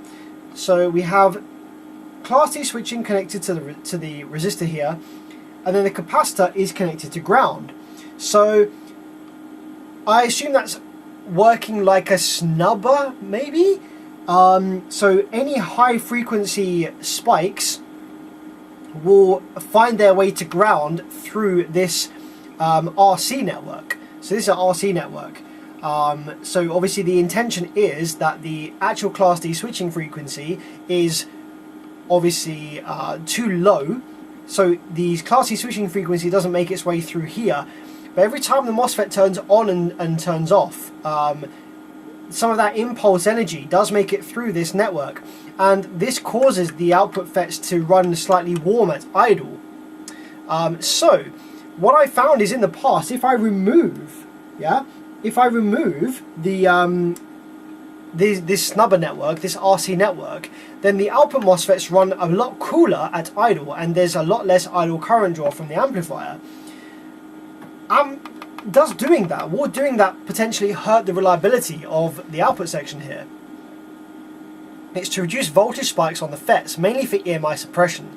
So if it's mainly for EMI suppression, by lifting these resistors, am I at risk of causing any unreliability or damage here? Because from my perspective, removing them causes lower idle current draw and less heating on the output FETs at idle. So in my head, I'm like, oh hey, that's all good stuff, right? I'm not visibly seeing any crazy different spikes from removing them. So I'm thinking that, you know, is that gonna hurt the amplifier in the long run? Maybe, maybe not. I don't know. Let me know your thoughts, Michael, because you seem to know what you're talking about here. That's great. I certainly don't. I have no idea what I'm talking about. My man Sean with a 20 US. My bro, thank you very much. That is a very kind donation. That's a decent chunk of money to send some random dickhead on the internet messing around with stuff he doesn't know about. Thank you very much indeed. That's very kind of you. If you've got any questions, or man, if you want to know anything, if you've got anything you want to know, give me a shout, bro. That's very kind. Wicked little donation. $20. Thank you very much, my man. Appreciate that. AM radio in the car might be unusable. Ah, damn! Ah, no! What a disaster.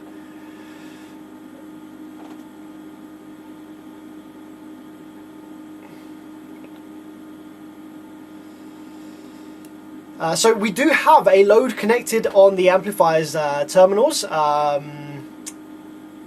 Josh.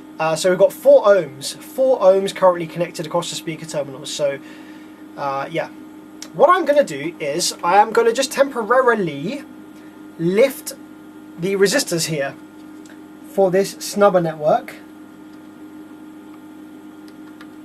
and just see whether we get less heating on the FETs. And also, while we're here with no rail voltage, I'm just going to check what dead time mode the 20957s are in. They should be in dead time mode 4, but just going to double check.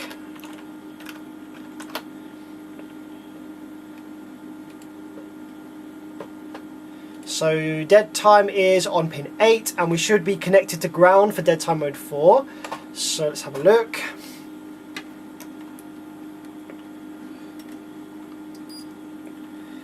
One, two, three, 4, 5, 6, 7, 8. Are we connected to ground? Yeah, we are. So we're already in the the maximum amount of dead time. So we can't really do anything about that. So let's just lift the resistors that form the Snubber network and see whether any better.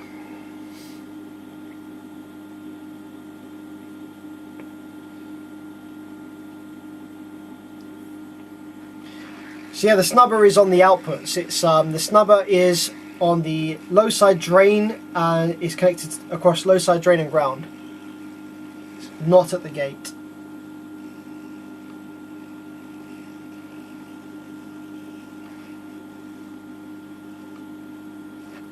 Okay, so those 2 resistors just lifted off there.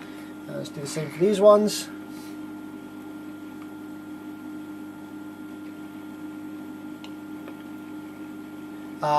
Repetitive high voltage spikes, even not near the max rating, can cause issues over time. Okay, well, with these removed, let's have a look on the scope and see whether we can see any evidence of like possibly harmful spiking with that removed.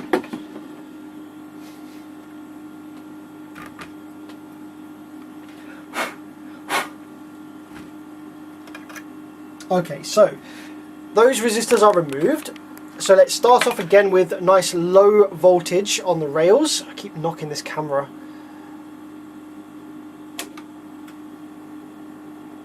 I keep knocking this bloody camera. Okay, 9.1 volts. We have our 4 ohm load connected. So let's power up and have a look at the Class D switch wave here.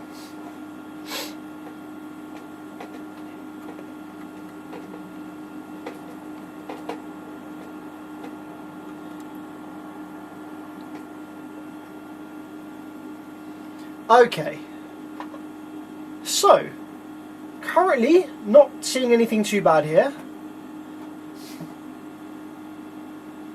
I mean, that looks pretty good. Let's increase. So the ringing and the spiking doesn't really change. We've only got 1.8 amps of idle current draw. That is not bad.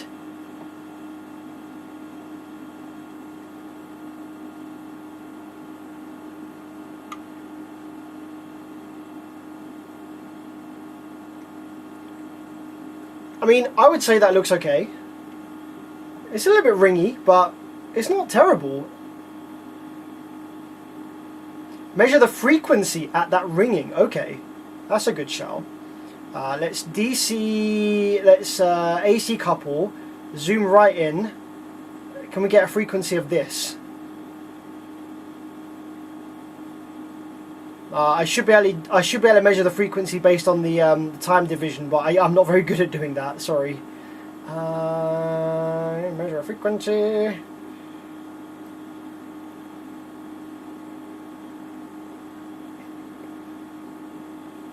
Okay, so the frequency looks like if I just stop that, the period we have so up, down, up.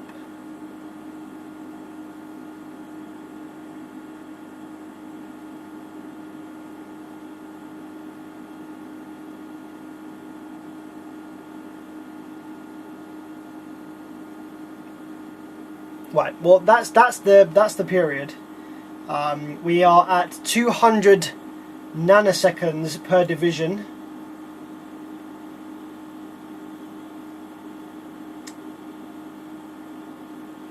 I don't know how to get my scope to tell me that frequency. It's not locking onto that specific frequency.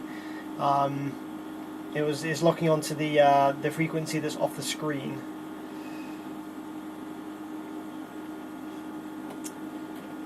But okay, yeah, let's just have a look at the idle temperature then on those output FETs now that we've just lifted the Snubber network.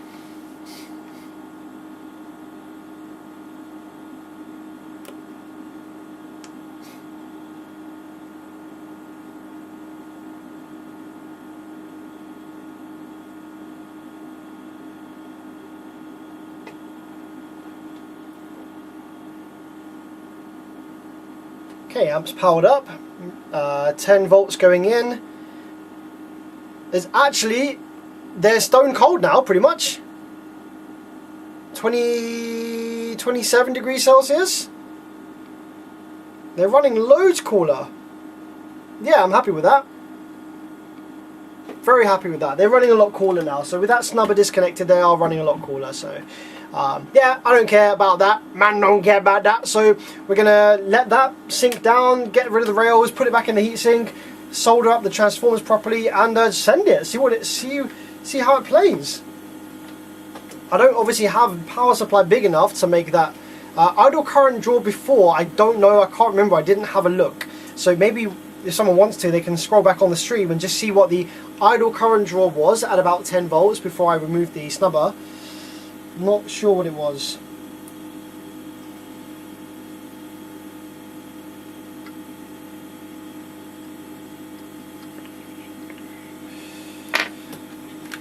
So we just got to solder in the transformers fully, because I only just very, very gently tacked them in.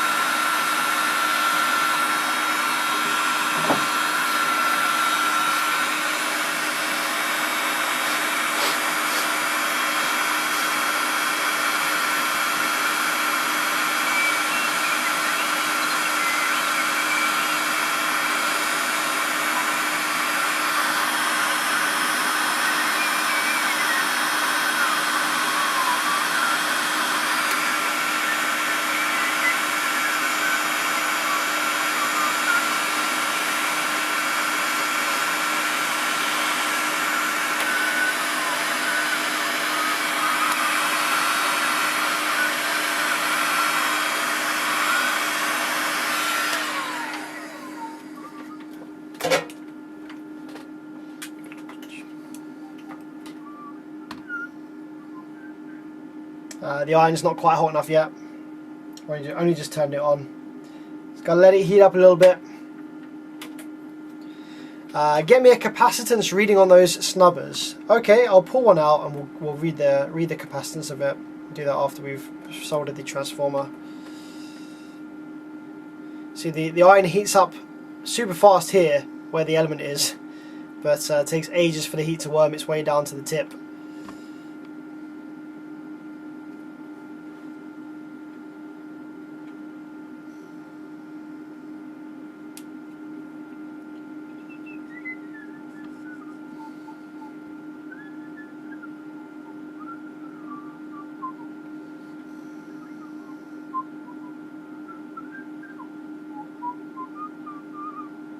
Oh yeah, I could just read it in circuit, can't I? Because the resistor's removed, yeah.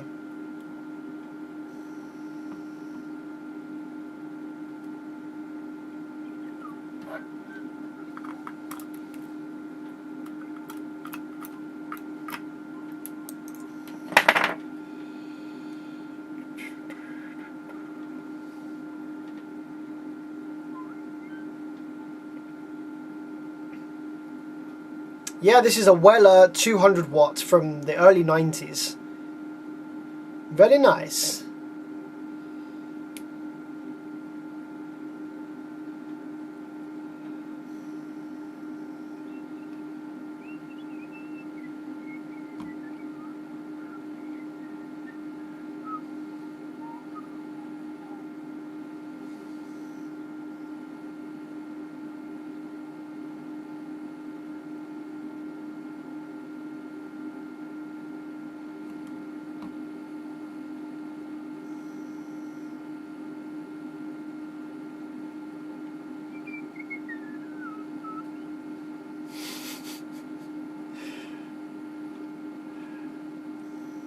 How is he whistling with his mouth closed? Oh, I do that. I'm the worst. I'm always humming or whistling or something. There's always the radio is playing in my head. And I just... All that's needed is the tiniest, like 0.5 millimeter of gap in my lips to make a whistle.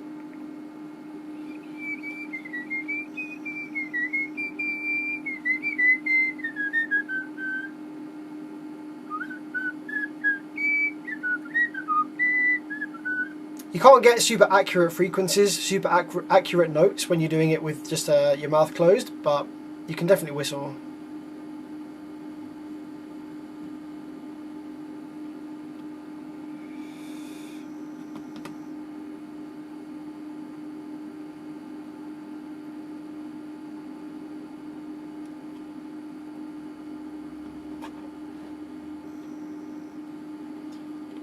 Give me a song that I might know and I'll see if I can accurately whistle it. I don't know. Whistling's one of those weird things. No one teaches you how to do it, really. Like people, you know, if you can't whistle, people will say, "Oh, you just do this thing with your tongue," and but you can't really like learn from someone else. It's just through trial and error of different positions in your own mouth, and then you finally get it. And then what gets me is, how the hell does your brain learn where the exact shape to make your tongue for each different note? Like, I can do a scale, you know, I can relatively accurately whistle a tune. How the hell did I learn that? How did I learn the exact positions of my tongue for each note to the point where they're muscle memory and I don't have to try to get a note? I can just like, I can go, if my brain wants to play like a specific note in my head, so I just go, and then if I want to play like a fifth, I go, and then if I want to play an octave, like I don't have to think about it. It just, my tongue automatically goes into that position for that note. How do we learn that?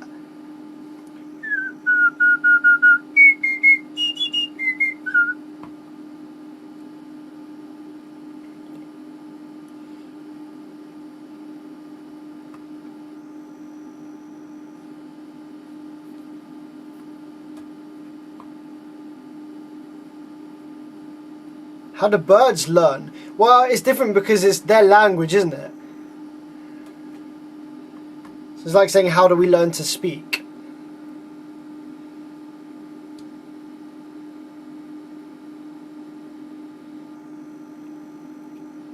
Despacito. How does Despacito even go now? It's been a while since I heard that. I used to play Despacito all the freaking time when I was DJing. I used to DJ weddings and corporate events in London, and it was around the sort of time that Despacito was like very popular, so I used to play that all the freaking time.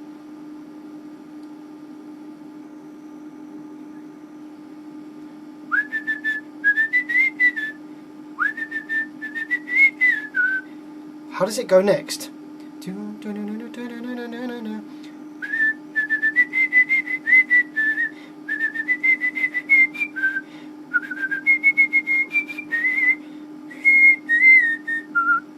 I actually prefer whistling inwards. I actually prefer to suck in and whistle.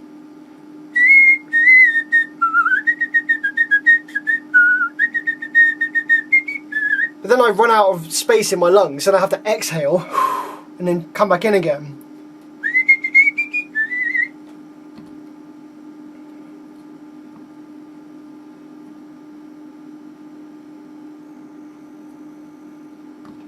I find that also, obviously, whistling on the in-breath causes less air noise. So if you're whistling on the out-breath, someone said happy birthday. If you're whistling on the out-breath, you've got the air noise. So you've got like... Whereas if you whistle on the in-breath, it's less air noise.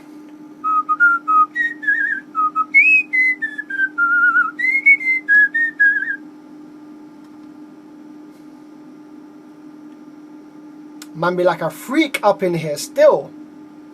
I'll tell you what though is the funniest one if you can do it. Right, try this right now. Okay, try this right now. You heard it here first. Whistle and hum at the same time. So get a whistle going and then hum at the same time. Do that at the same time. Let me know how that goes for you.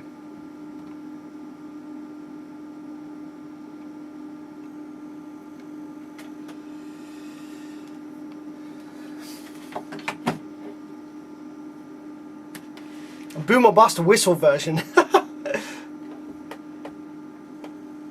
Ever learned circular breathing? I have heard that. Yeah, that's where you kind of breathe. You're constantly, what is it? You're breathing in through your nose at the same time as breathing out through your mouth, and you kind of just, it's like a continuous cycle, like a pump, isn't it? Sounds like a generator.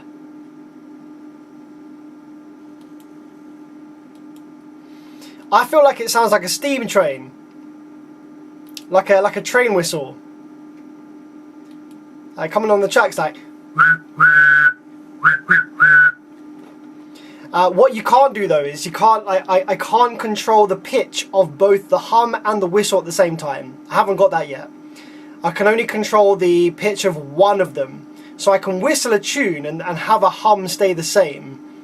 So like do Happy Birthday again.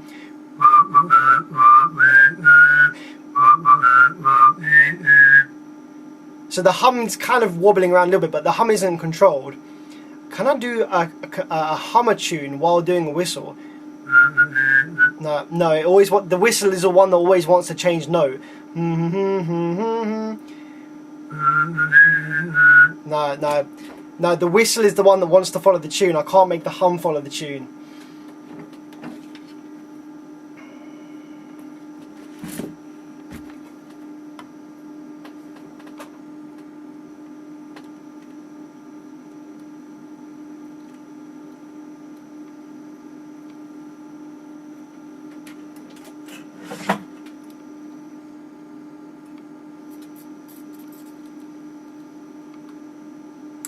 I'm just straightening up these MOSFETs because they came a little desoldered on Sunday when we were cooking this PCB trying to get the transformer out.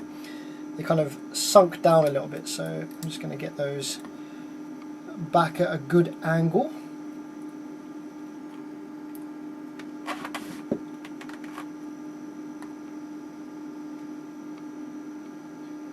Ah, my bro Mickey with a 20! My guy! Very generous, Jesus! for the talent and the laughs. I got to roll. I got to roll. Have a good evening, man. I appreciate your generosity. Thank you very much. I'm glad that we can bring some entertainment your way. Thank you very much. Hope you have a great evening, man. Let's catch you next time. Wicked. Thank you very much for the 20. Very, very generous, my man. I'm glad I tuned in. Yeah, have you got 18 hertz for me? Nah, we can't go that low still. But if you're on Android, download the app which is called Spectroid. This thing right here. Spectroid. If you're on Android, get that. Obviously, this is not an accurate RTA because it's using the built-in phone mic and everyone will be different. But what it is accurate at is it's accurate at picking out frequencies and giving you a very lovely, I can't remember what this is called, heat map? What's this called? There's a name for this graph, I can't remember what it's called. But yeah, you can obviously pick out the frequencies. So if we whistle, got a 15k, and then we hum at the same time, you can see, look at all the harmonics. So the whistle is here. This is a solo whistle. This is the whistle with the hum. The hum fundamentals down here, but up here is the harmonics created around the whistle from the hum. It's pretty cool, huh? What's the lowest that you can hum?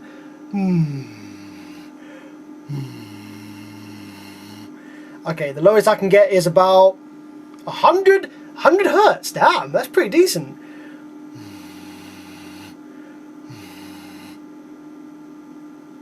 Ninety-one that was. Right, who can beat the Bearvids humming challenge?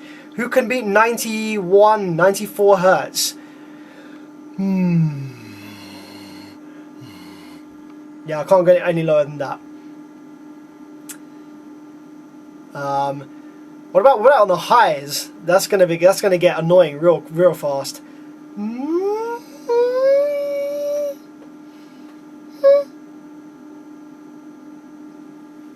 I don't want to start screaming on stream right now, but hum or bust. What's the highest whistle I can do?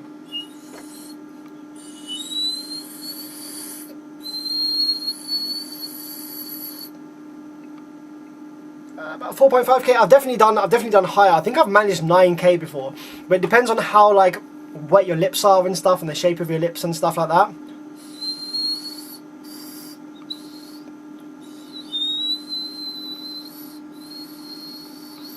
Okay, I can't whistle any higher than about 4.5k at this point in time, or at this moment, on this day.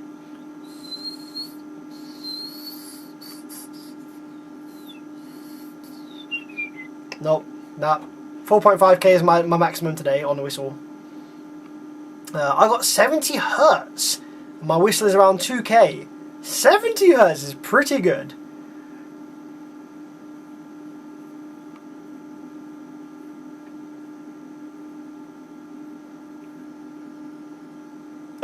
I had to turn down my laptop because people are thinking, what am I watching? RIP headphone users as well still.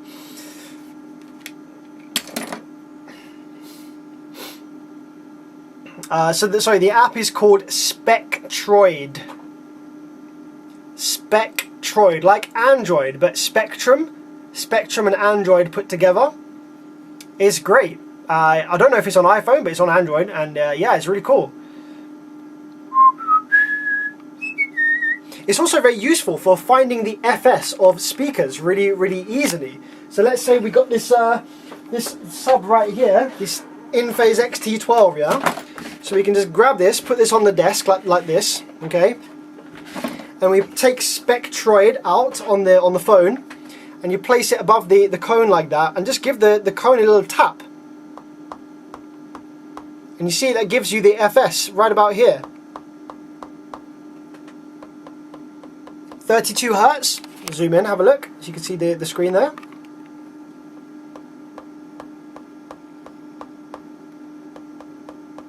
So the FS of this driver is 32 hertz. Nice and quick and easy. Any other drivers kicking around?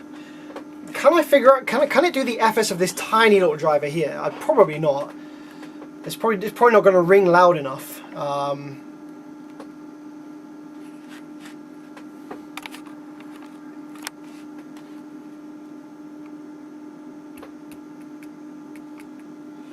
Don't think it will.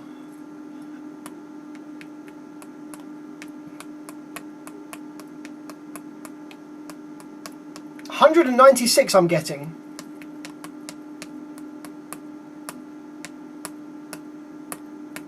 Okay, I'm getting 196. 196 hertz.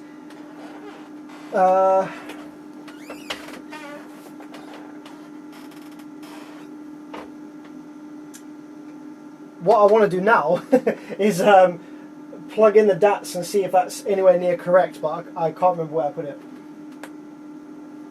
No, can't find it.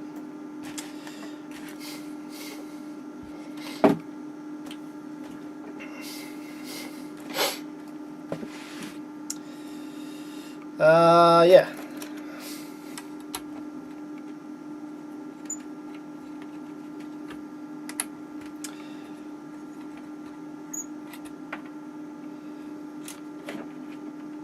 Right, so let's get this back in the now the transformer has been soldered. So Michael wanted to know the capacitance value of these capacitors here that form the Snubber network on the output stage. So let's just see if we can do that for him real quick before we put this back in the case and all that jazz.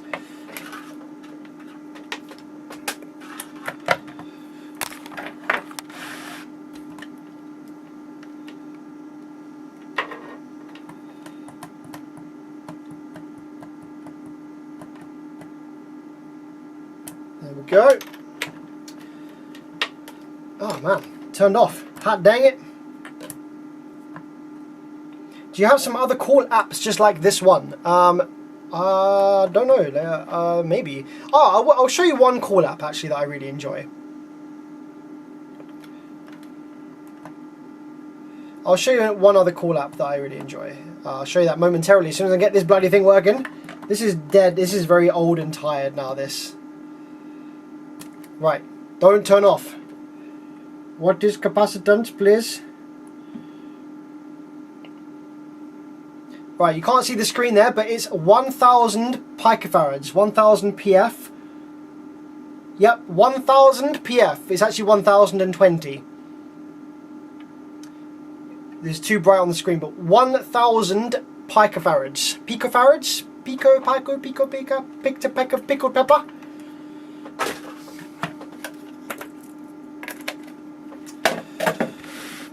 Yeah, sick.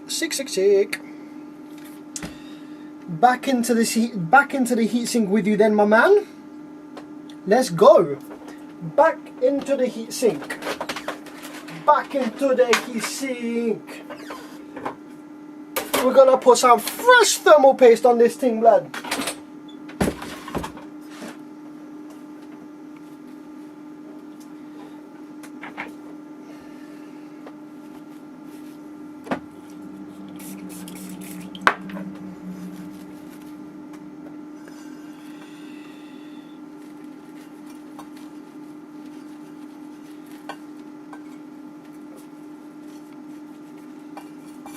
I think there's probably going to need some new thermal paste underneath that as well, because this is stanky.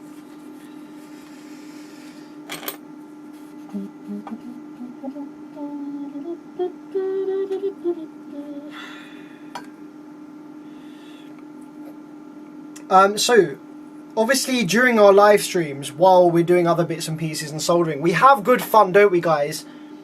Like with the whistling challenge and all this other rubbish that I talk about sometimes. So I'd quite like to have another channel which is just like Bearvid's clips, where it's just a bunch of clips from the live streams of like funny stuff that's happened or whatever. But I might need your help in, because obviously I've done hundreds of streams over the years and there's probably been some really funny bits. So if there's any funny bits that stick out to you from my time streaming, let me know, so I can find them and clip them into a short or something. because I'd quite like to have a little Bearvid's live streams clips channel for some of the best bits over the years. We saw the tune from The Good, Bad, the Ugly. I don't know what that is. Uncultured Swine.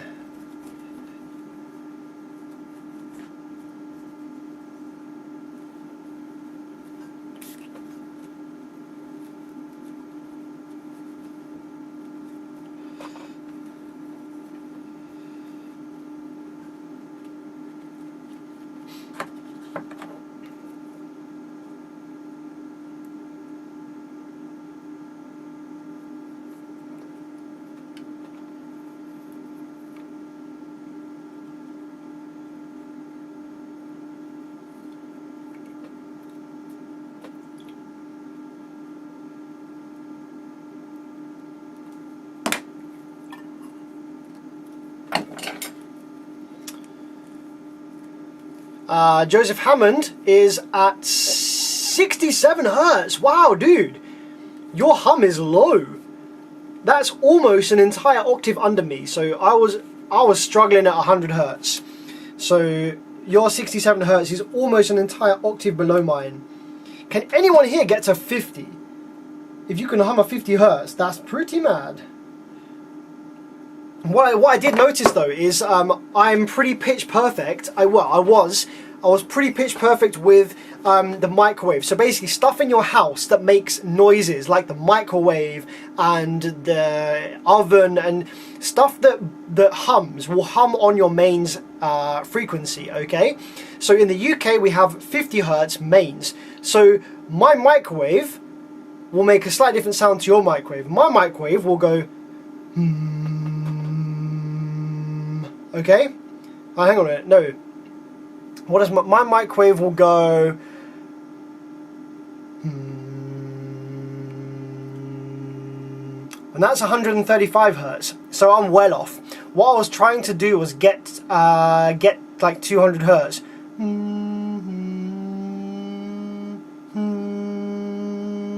Okay, so my microwave will be 4 octaves below. That's 200 Hertz.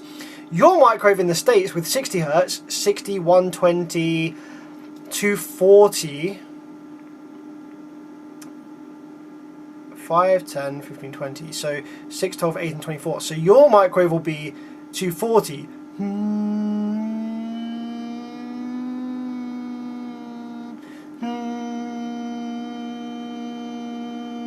Your microwave will be 4 octaves below that. And today I suck, but the other day because this is the sort of autistic shit my brain does, right? I was just in the workshop and I was like, the microwave had been on, and so my brain was telling me to go, and I was like, I wonder if I'm actually humming the correct frequency based on based on that being correct. So I pulled up Spectroid and I looked at it, and I was actually humming 200 Hertz, which is a harmonic. It's 4 octaves above the 50 Hertz hum that we get from the microwave here. So I was like, damn, that's like pitch perfect. But today I wasn't.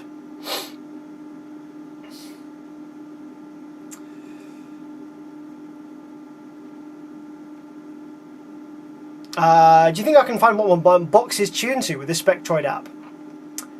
No. Not that I can think of, no. You can find what your box is tuned to by playing different frequencies on a tone generator and just feeling the cone of the driver. So the tuning frequency of your box will be the frequency where your subwoofer cone moves the least amount but generates the most amount of air from the port. So if you rest your hand on the driver and you play different frequencies, gradually reducing or increasing, whichever frequency causes the least amount of cone movement with the same volume setting as obviously the other frequencies, that's your tuning frequency.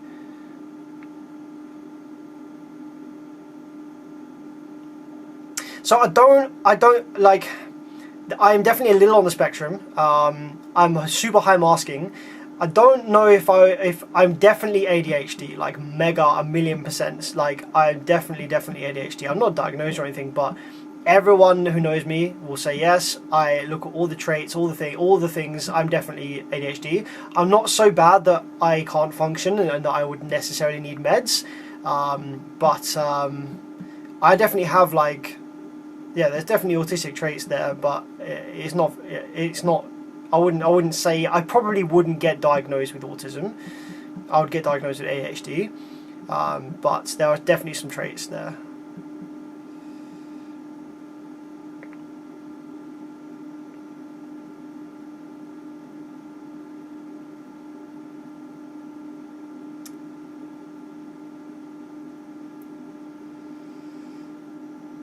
My kids and I do this together. Jokes. 129 hertz is the lowest I can get. So your voice is higher than mine. My typical, like, my comfortable lowest, da da da da da. Yeah, it's about 100 hertz. Yeah, da da. Can't go any lower than that. And that's like breathy.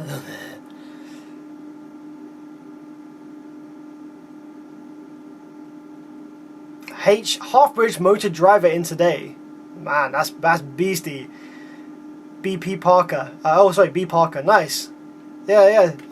That's good to hear, man. I'm glad to hear you got something on the go while you're busy. Let's get this back in the case then, shall we? Where to put it? Here it is.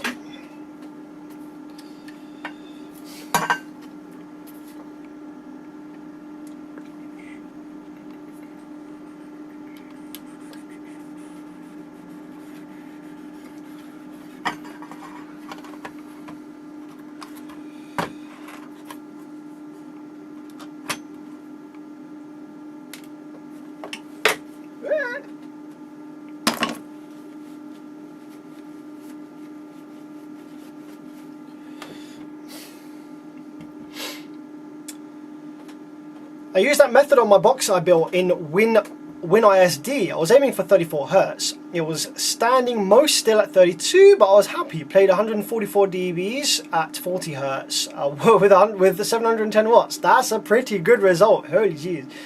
That's a very nice result on such little power. Good job. Good job, my friend.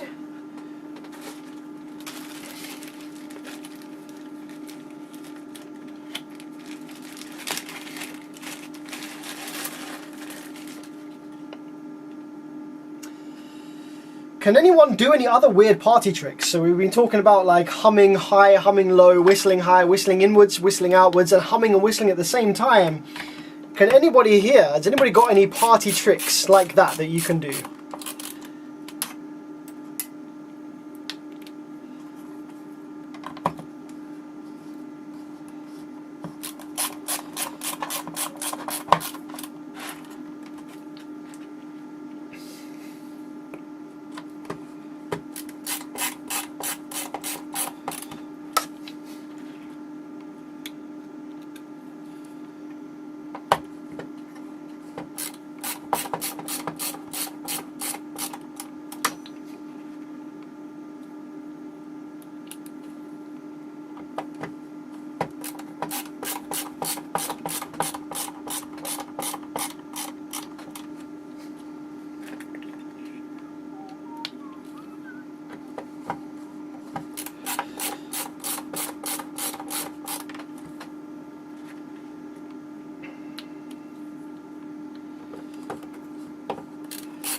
Nope, no one's got any party tricks. Okay, just me then. Just me then. I'm getting hungry. You know what is a great snack, guys? If it's in the middle of the afternoon and you get hungry, you know what it's time for. Don't be grabbing them crisps. Don't be grabbing them chocolates. Don't be grabbing them unhealthy snacks. You know what you want to go for? You want to go for some freaking pistachios, my friend. Check this bad boy out. That's a big bag of pistachios still, and they're shelled as well, so you ain't got to waste time taking them all out of the shells. Look at that. This is some prime pistachio content right here. And pistachios are mad expensive, so you know this cost me at least double the donation total from today's stream.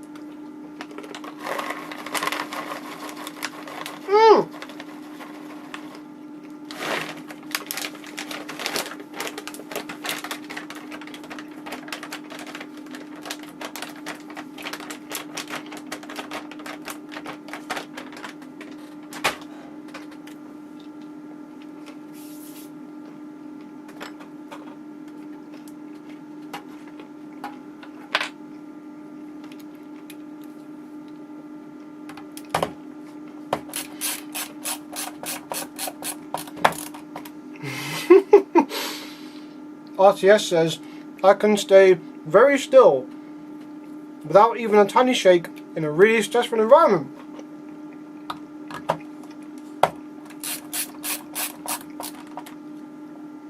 Now that's a good one to have. Maybe you should be a surgeon. Straight up, what's up, my man? Really good to see you here, my friend.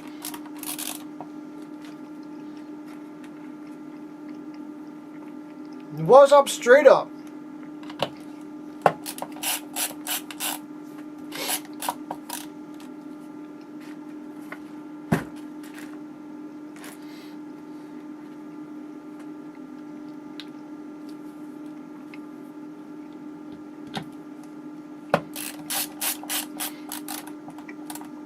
Brendan says, does England have diamond car audio?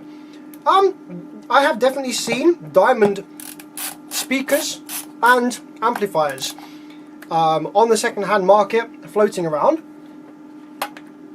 I don't know if there's a current UK dealer or distributor for diamond. I have no idea. I don't really look at brand new stuff on the internet, so I don't know if we do have a distributor, dealer, or anything like that. But diamond actually makes some pretty nice stuff. I've always liked their subs. They look and seem to sound really nice. So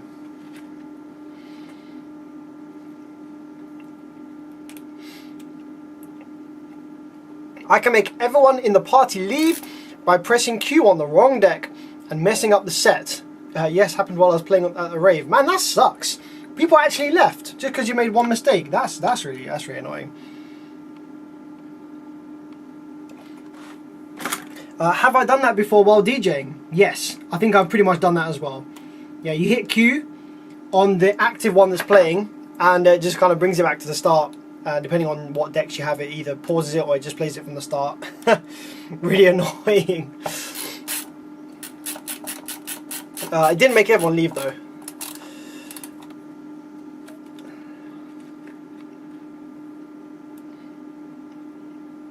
My next video is going to be Lay's barbecue chips, humming, whistling, and eating pistachios.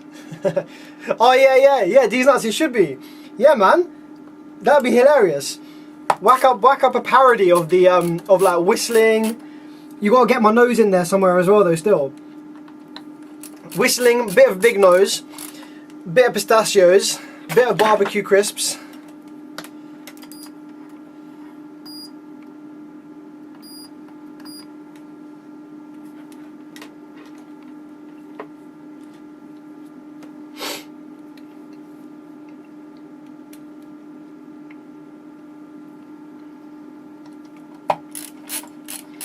I can make a loud click with my tongue, as if you clap your hands with a good loud smack. That's the best I can do. Like on the top of your mouth, isn't it? But I can't do it very loud. It's probably a similar thing to that. Oh, that's an interesting one, guys. How can you how many different types of popping sound can you make with your mouth? Yeah. So obviously you can go like just with your two lips, and then there's also one with your tongue where you can do your tongue on your top lip, and you can go. Creates like a slightly deeper, lower, like an octave lower. And obviously you can do the one where you put your finger in your mouth and go pop like that, which I can't do because I have thermal paste and crap on my hands. Don't want to be shoving it in my mouth right now.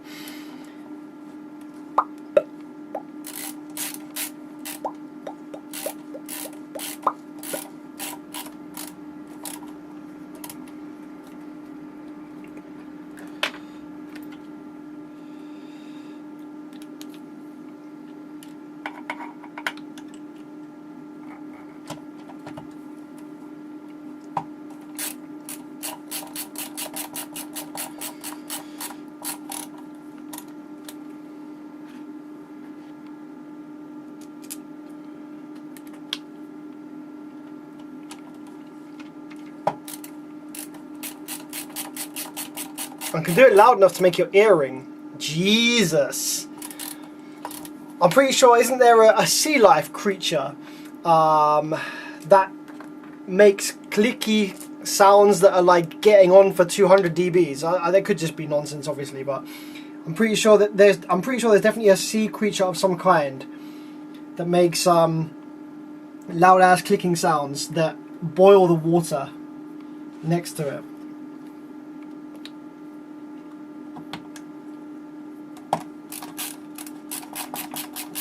Yeah, shrimp or something, innit?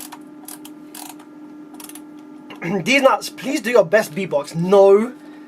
Look, I've already embarrassed myself enough this stream with the whistling and the humming and shit.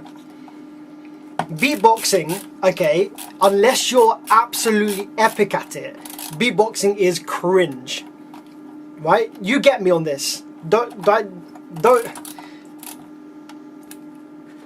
Hearing someone beatbox even mediocrely, mediocre beatboxing is cringe. It's only cool if you're actually sick at it. And I'm definitely not sick at it. So, no beatboxing for me today. Unless, oh no, this is prime content, right? Obviously I should be doing an incentive, right? What's it you do on Twitch or something? So X amount of gift subs and I will beatbox on stream for you. Next target, something amount of subscribers and I'll beatbox for you. I don't want to say donate X amount and I'll beatbox for you because I don't want to put a price on something that's going to be that disappointing. So.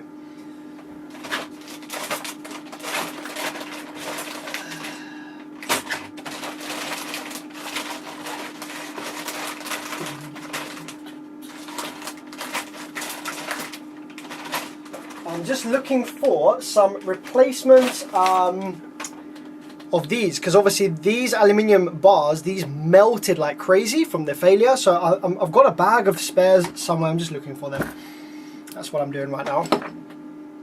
You should multi-stream. I have thought about it. I don't know if Twitch would really enjoy these kind of streams or not though.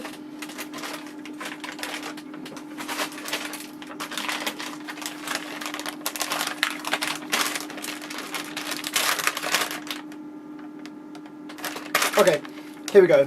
Here's a bag of pistachios. No, I'm just kidding. Here's a bag of spare MOSFET clamps for these kind of amps.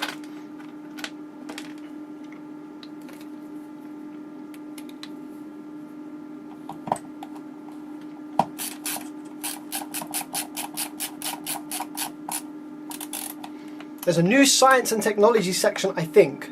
Okay, maybe I'll give it a try. Maybe I'll have a little look, have a little peek, give it a crack. I think I've screwed this board down ever so slightly off-centered. It's a little bit towards the power supply end, but it's fine. So I was noticing as I was screwing it in, the screw holes where the clamps go were like really close to the FETs, but it's fine. Mr. Joseph Hammond, where is this? Where's this RCA plastic thing? It's missing, that is. I might have a spare.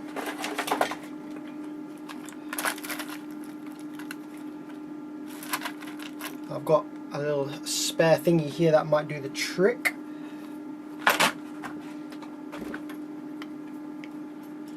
There we go. I think that should go in. Does it go in? Or do I need one without the lip? I think I'll try and need one without the lip. Which I think I might have as well.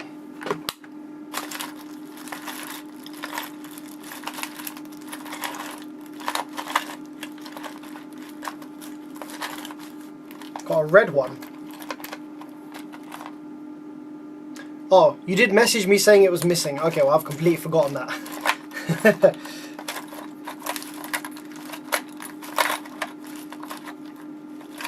Yeah, okay, we're just gonna go with this one, this white one that I found.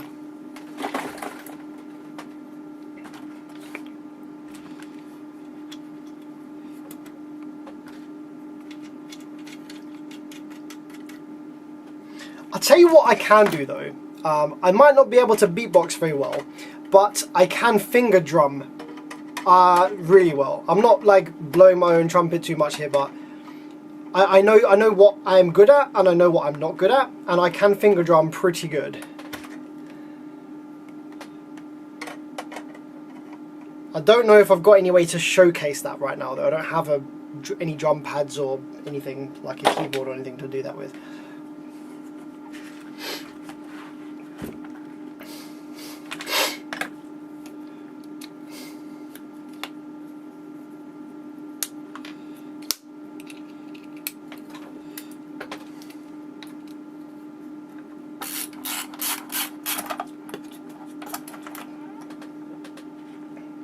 So with the beatboxing, yeah, obviously everyone has a go at beatboxing, don't they, in their spare time, in the shower, in the car by themselves or whatever.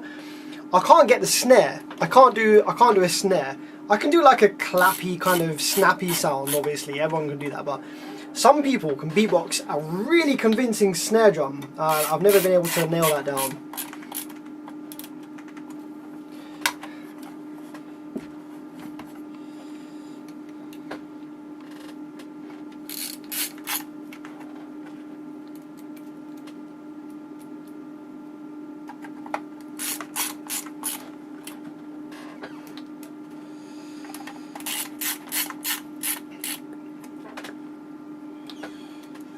Okay, so this is now fully back in the heatsink, so I'm just going to power it up and make sure that there's no weird shorts or anything, make sure that it's happy being in the heatsink.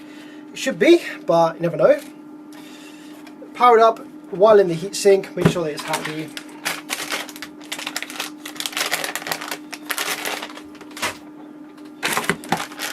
Get rid of all the rest of these spaghetti on the table.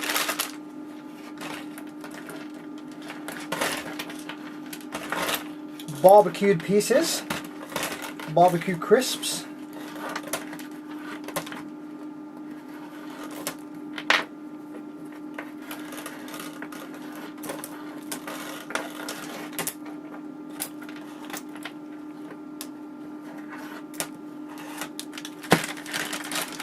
Latvian video, went away for a bit. What happened, man? Loads happened. You missed out.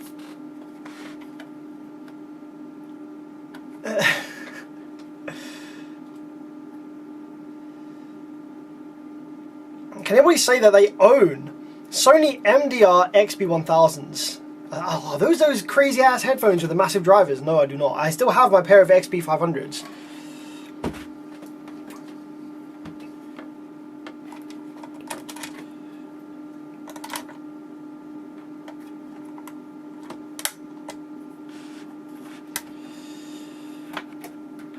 Right, so hopefully nothing is like shorting to the heatsink. I don't think it will be, but you never know. Just double check.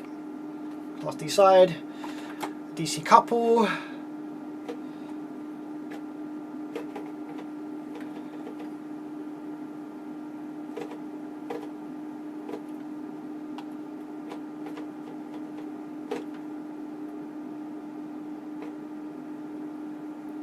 There we go, lovely stuff.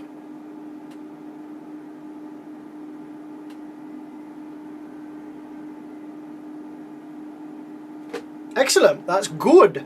Let's check there's no DC offset by connecting a driver. I'm going to put the lid back on it as well. And this is this has the potential to be a beast of an amp. Rail voltage of 180 something, whatever it was. Now obviously the board and the components and stuff, they're not going to be designed to pass more than like about 5k. You know, you might be able to squeeze like 8k out of it on a burst. Actually, you definitely should be able to, given that the Big Boss 3K can squeeze like 11k on dynamic. So this would definitely do more than 10k dynamic, possibly, but I don't really want to ask for more than like 5k continuously from it. But I don't have a power supply that's big enough to get the full potential out of this thing. So I'm just gonna free air a driver here for you to show you what this, you know, that it works and stuff, that it's pushing out some decent power. So I'm just gonna connect this in-phase XT12.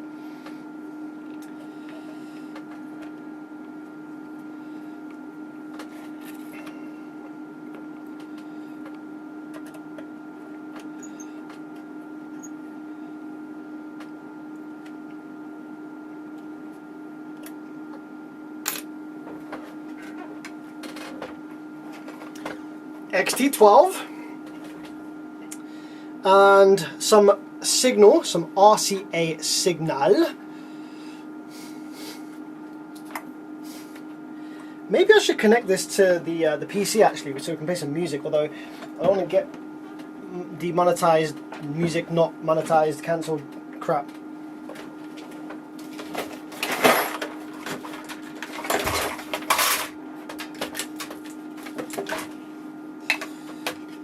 Let's plug that in.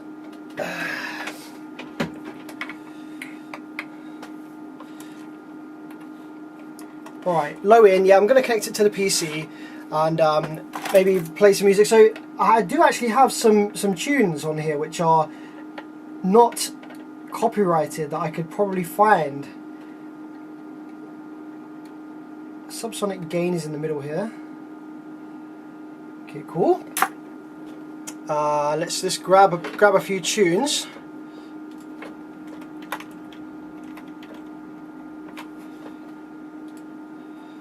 If we take my glasses off now, it's in the case. Playlists.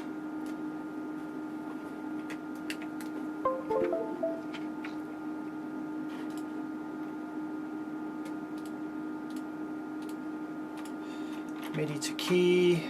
Start. This and the chat and the Firefox. Go to playlists, go to no copyright. So there's a bunch of not copyrighted tracks in here, which should be pretty good. Let's try this one.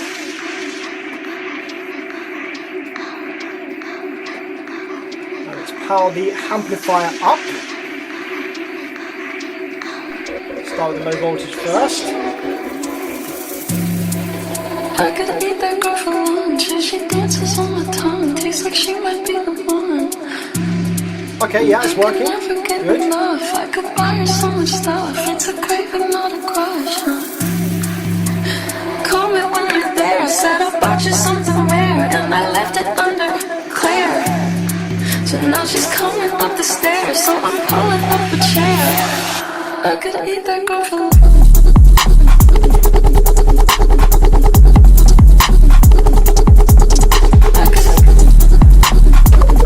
Okay, I'm going to let the full 40 amps from this power supply in.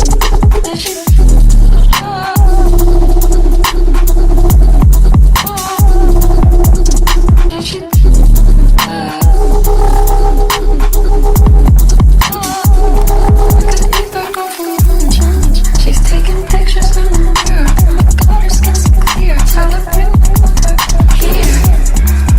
40 amps isn't really very much. I'm not really able to push this very hard.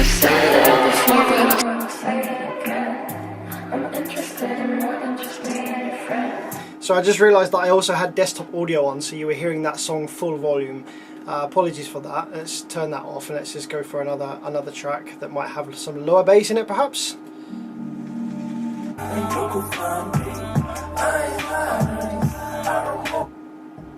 Hey Tads. Oh, an advert! Music in peace. Sign up for SoundCloud Go. So I have ad block on my Chrome, but I'm using Firefox when I'm streaming, so I don't have that, unfortunately.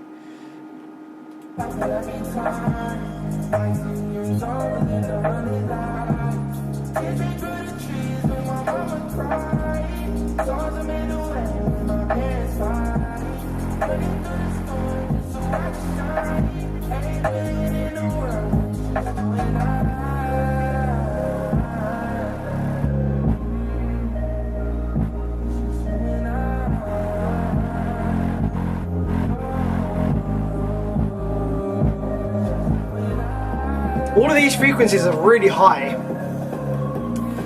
I need something lower to really push this harder on this small power supply.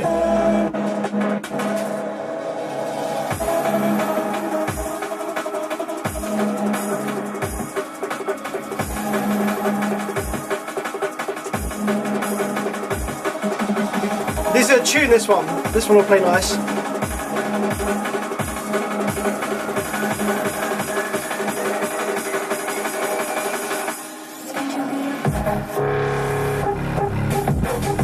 There we go.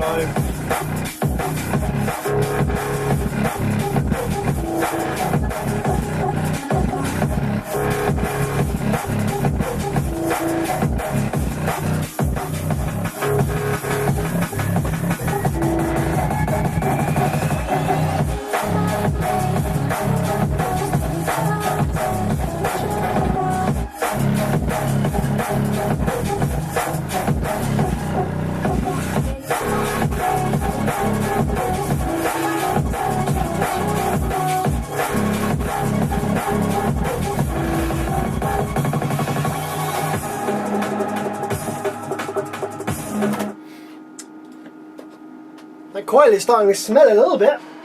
I think it's only like 400 watt RMS driver or whatever.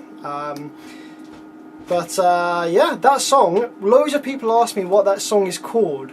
And that song is, because I played it on my video of the B2 mini driver. That song is this one here. Skrillex and Boys Noise, Fine Day Anthem, Vihara Flip. So this, exactly this, if you want to know what that track is. It's an absolute banger. It drops quite low as well. Yeah, that's that one. Play the rebase you made a month back. I made quite a few rebases in recent times. What one was that? Remind me. Let me jump on to YouTube, Basso Profondo, and BP rebase. I will only be able to play it if it is a non-copyrighted track. I've got the Let Go Arc Patrol, which I won't be able to play the mids and highs of because it'll be copyrighted. So I'm going to turn my mids and highs amp off just to play the bass from this. But yeah, this is Arc Patrol BP rebase. I did this about a month ago now. It's pretty nice. But yeah, I can only play the sub from it, I'm afraid. Let's just skip forward a little bit in the track. There we go.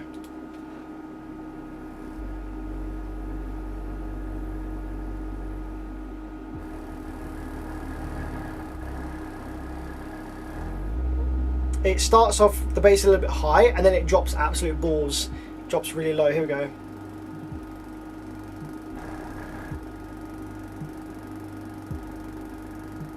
Hertz is the lowest fundamental.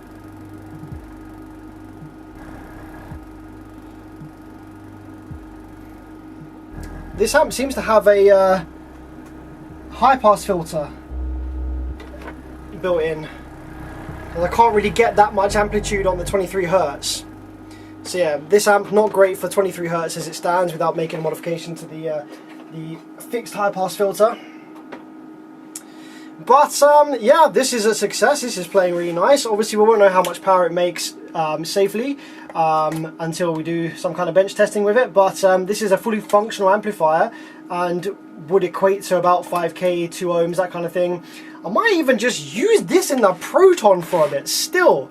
I'm planning a build in the Proton that doesn't take up much boot space. I want to have good amount of boot space in the Proton.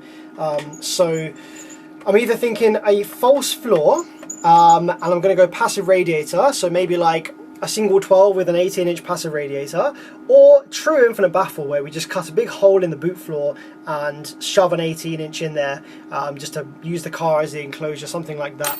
So this amp would be great for temporary use, you know, just messing around in that. If I go infinite baffle, I'm going to bypass the built-in fixed high-pass filter in this, because obviously that 20 Hertz was definitely rolling off there, and for infinite baffle you want flat response down to like 5 Hertz, so I'm going to have to bypass that if I do. But yeah, True IB definitely is. I would prefer to go True IB. The only thing that would prevent me from going True IB is if it's a pain in the ass to do. Fortunately, I do have a good friend, mechanic down the road, who has great big garage workshop with welders and angle grinders and all sorts. We could definitely make it happen, but obviously it would cost a fair bit more. And also, I don't currently own an 18-inch infinite baffle driver, so I'd have to buy something, and it's probably going to be really expensive. I'd prefer to use what I've got laying around. I've got loads of subs laying around. I've got so many subs laying around that I could use for something. So it seems silly to have to buy something else, you know. But I've got 3 Pioneer TSW121 SPLs. I don't know if 3 of those would be as good as a single 18 in infinite baffle. TSW121 SPL. What are the TS parameters of U?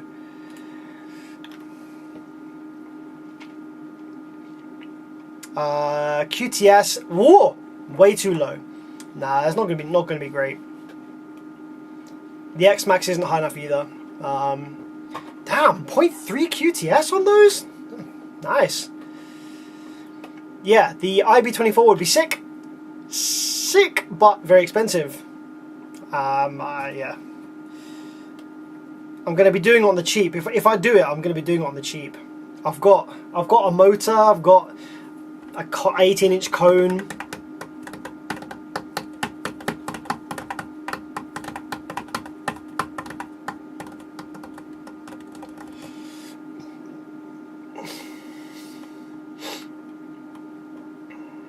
But yeah.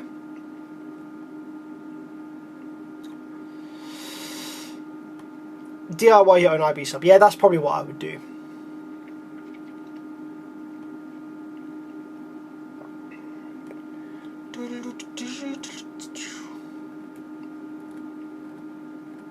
With the boot open, it was true IB. Yeah, that sounds good. But guys, going to leave it here. It's been a great stream. Had some really funny moments. There's been some absolutely balling donations for some reason. Again, what's going on recently? It's been crazy, the donations coming in. So thank you so much for all of your generosity. I really do appreciate it. I'll just do this because I enjoy it. It's good fun. Yeah, I'll catch you later on. I might do another stream this weekend. Who knows? I don't have a schedule for my streams. I just kind of jump on stream as and when I feel like it. I won't be able to schedule it. I won't be able to make a schedule. I'm just going to jump on stream when I feel like it. So make sure you're subscribed. Make sure you hit the bell icon so that if you do want to be notified when I'm live, then you can be. Yeah, it's great catching up with you guys, and I'll see you in the next one. Take it easy. Have a great weekend.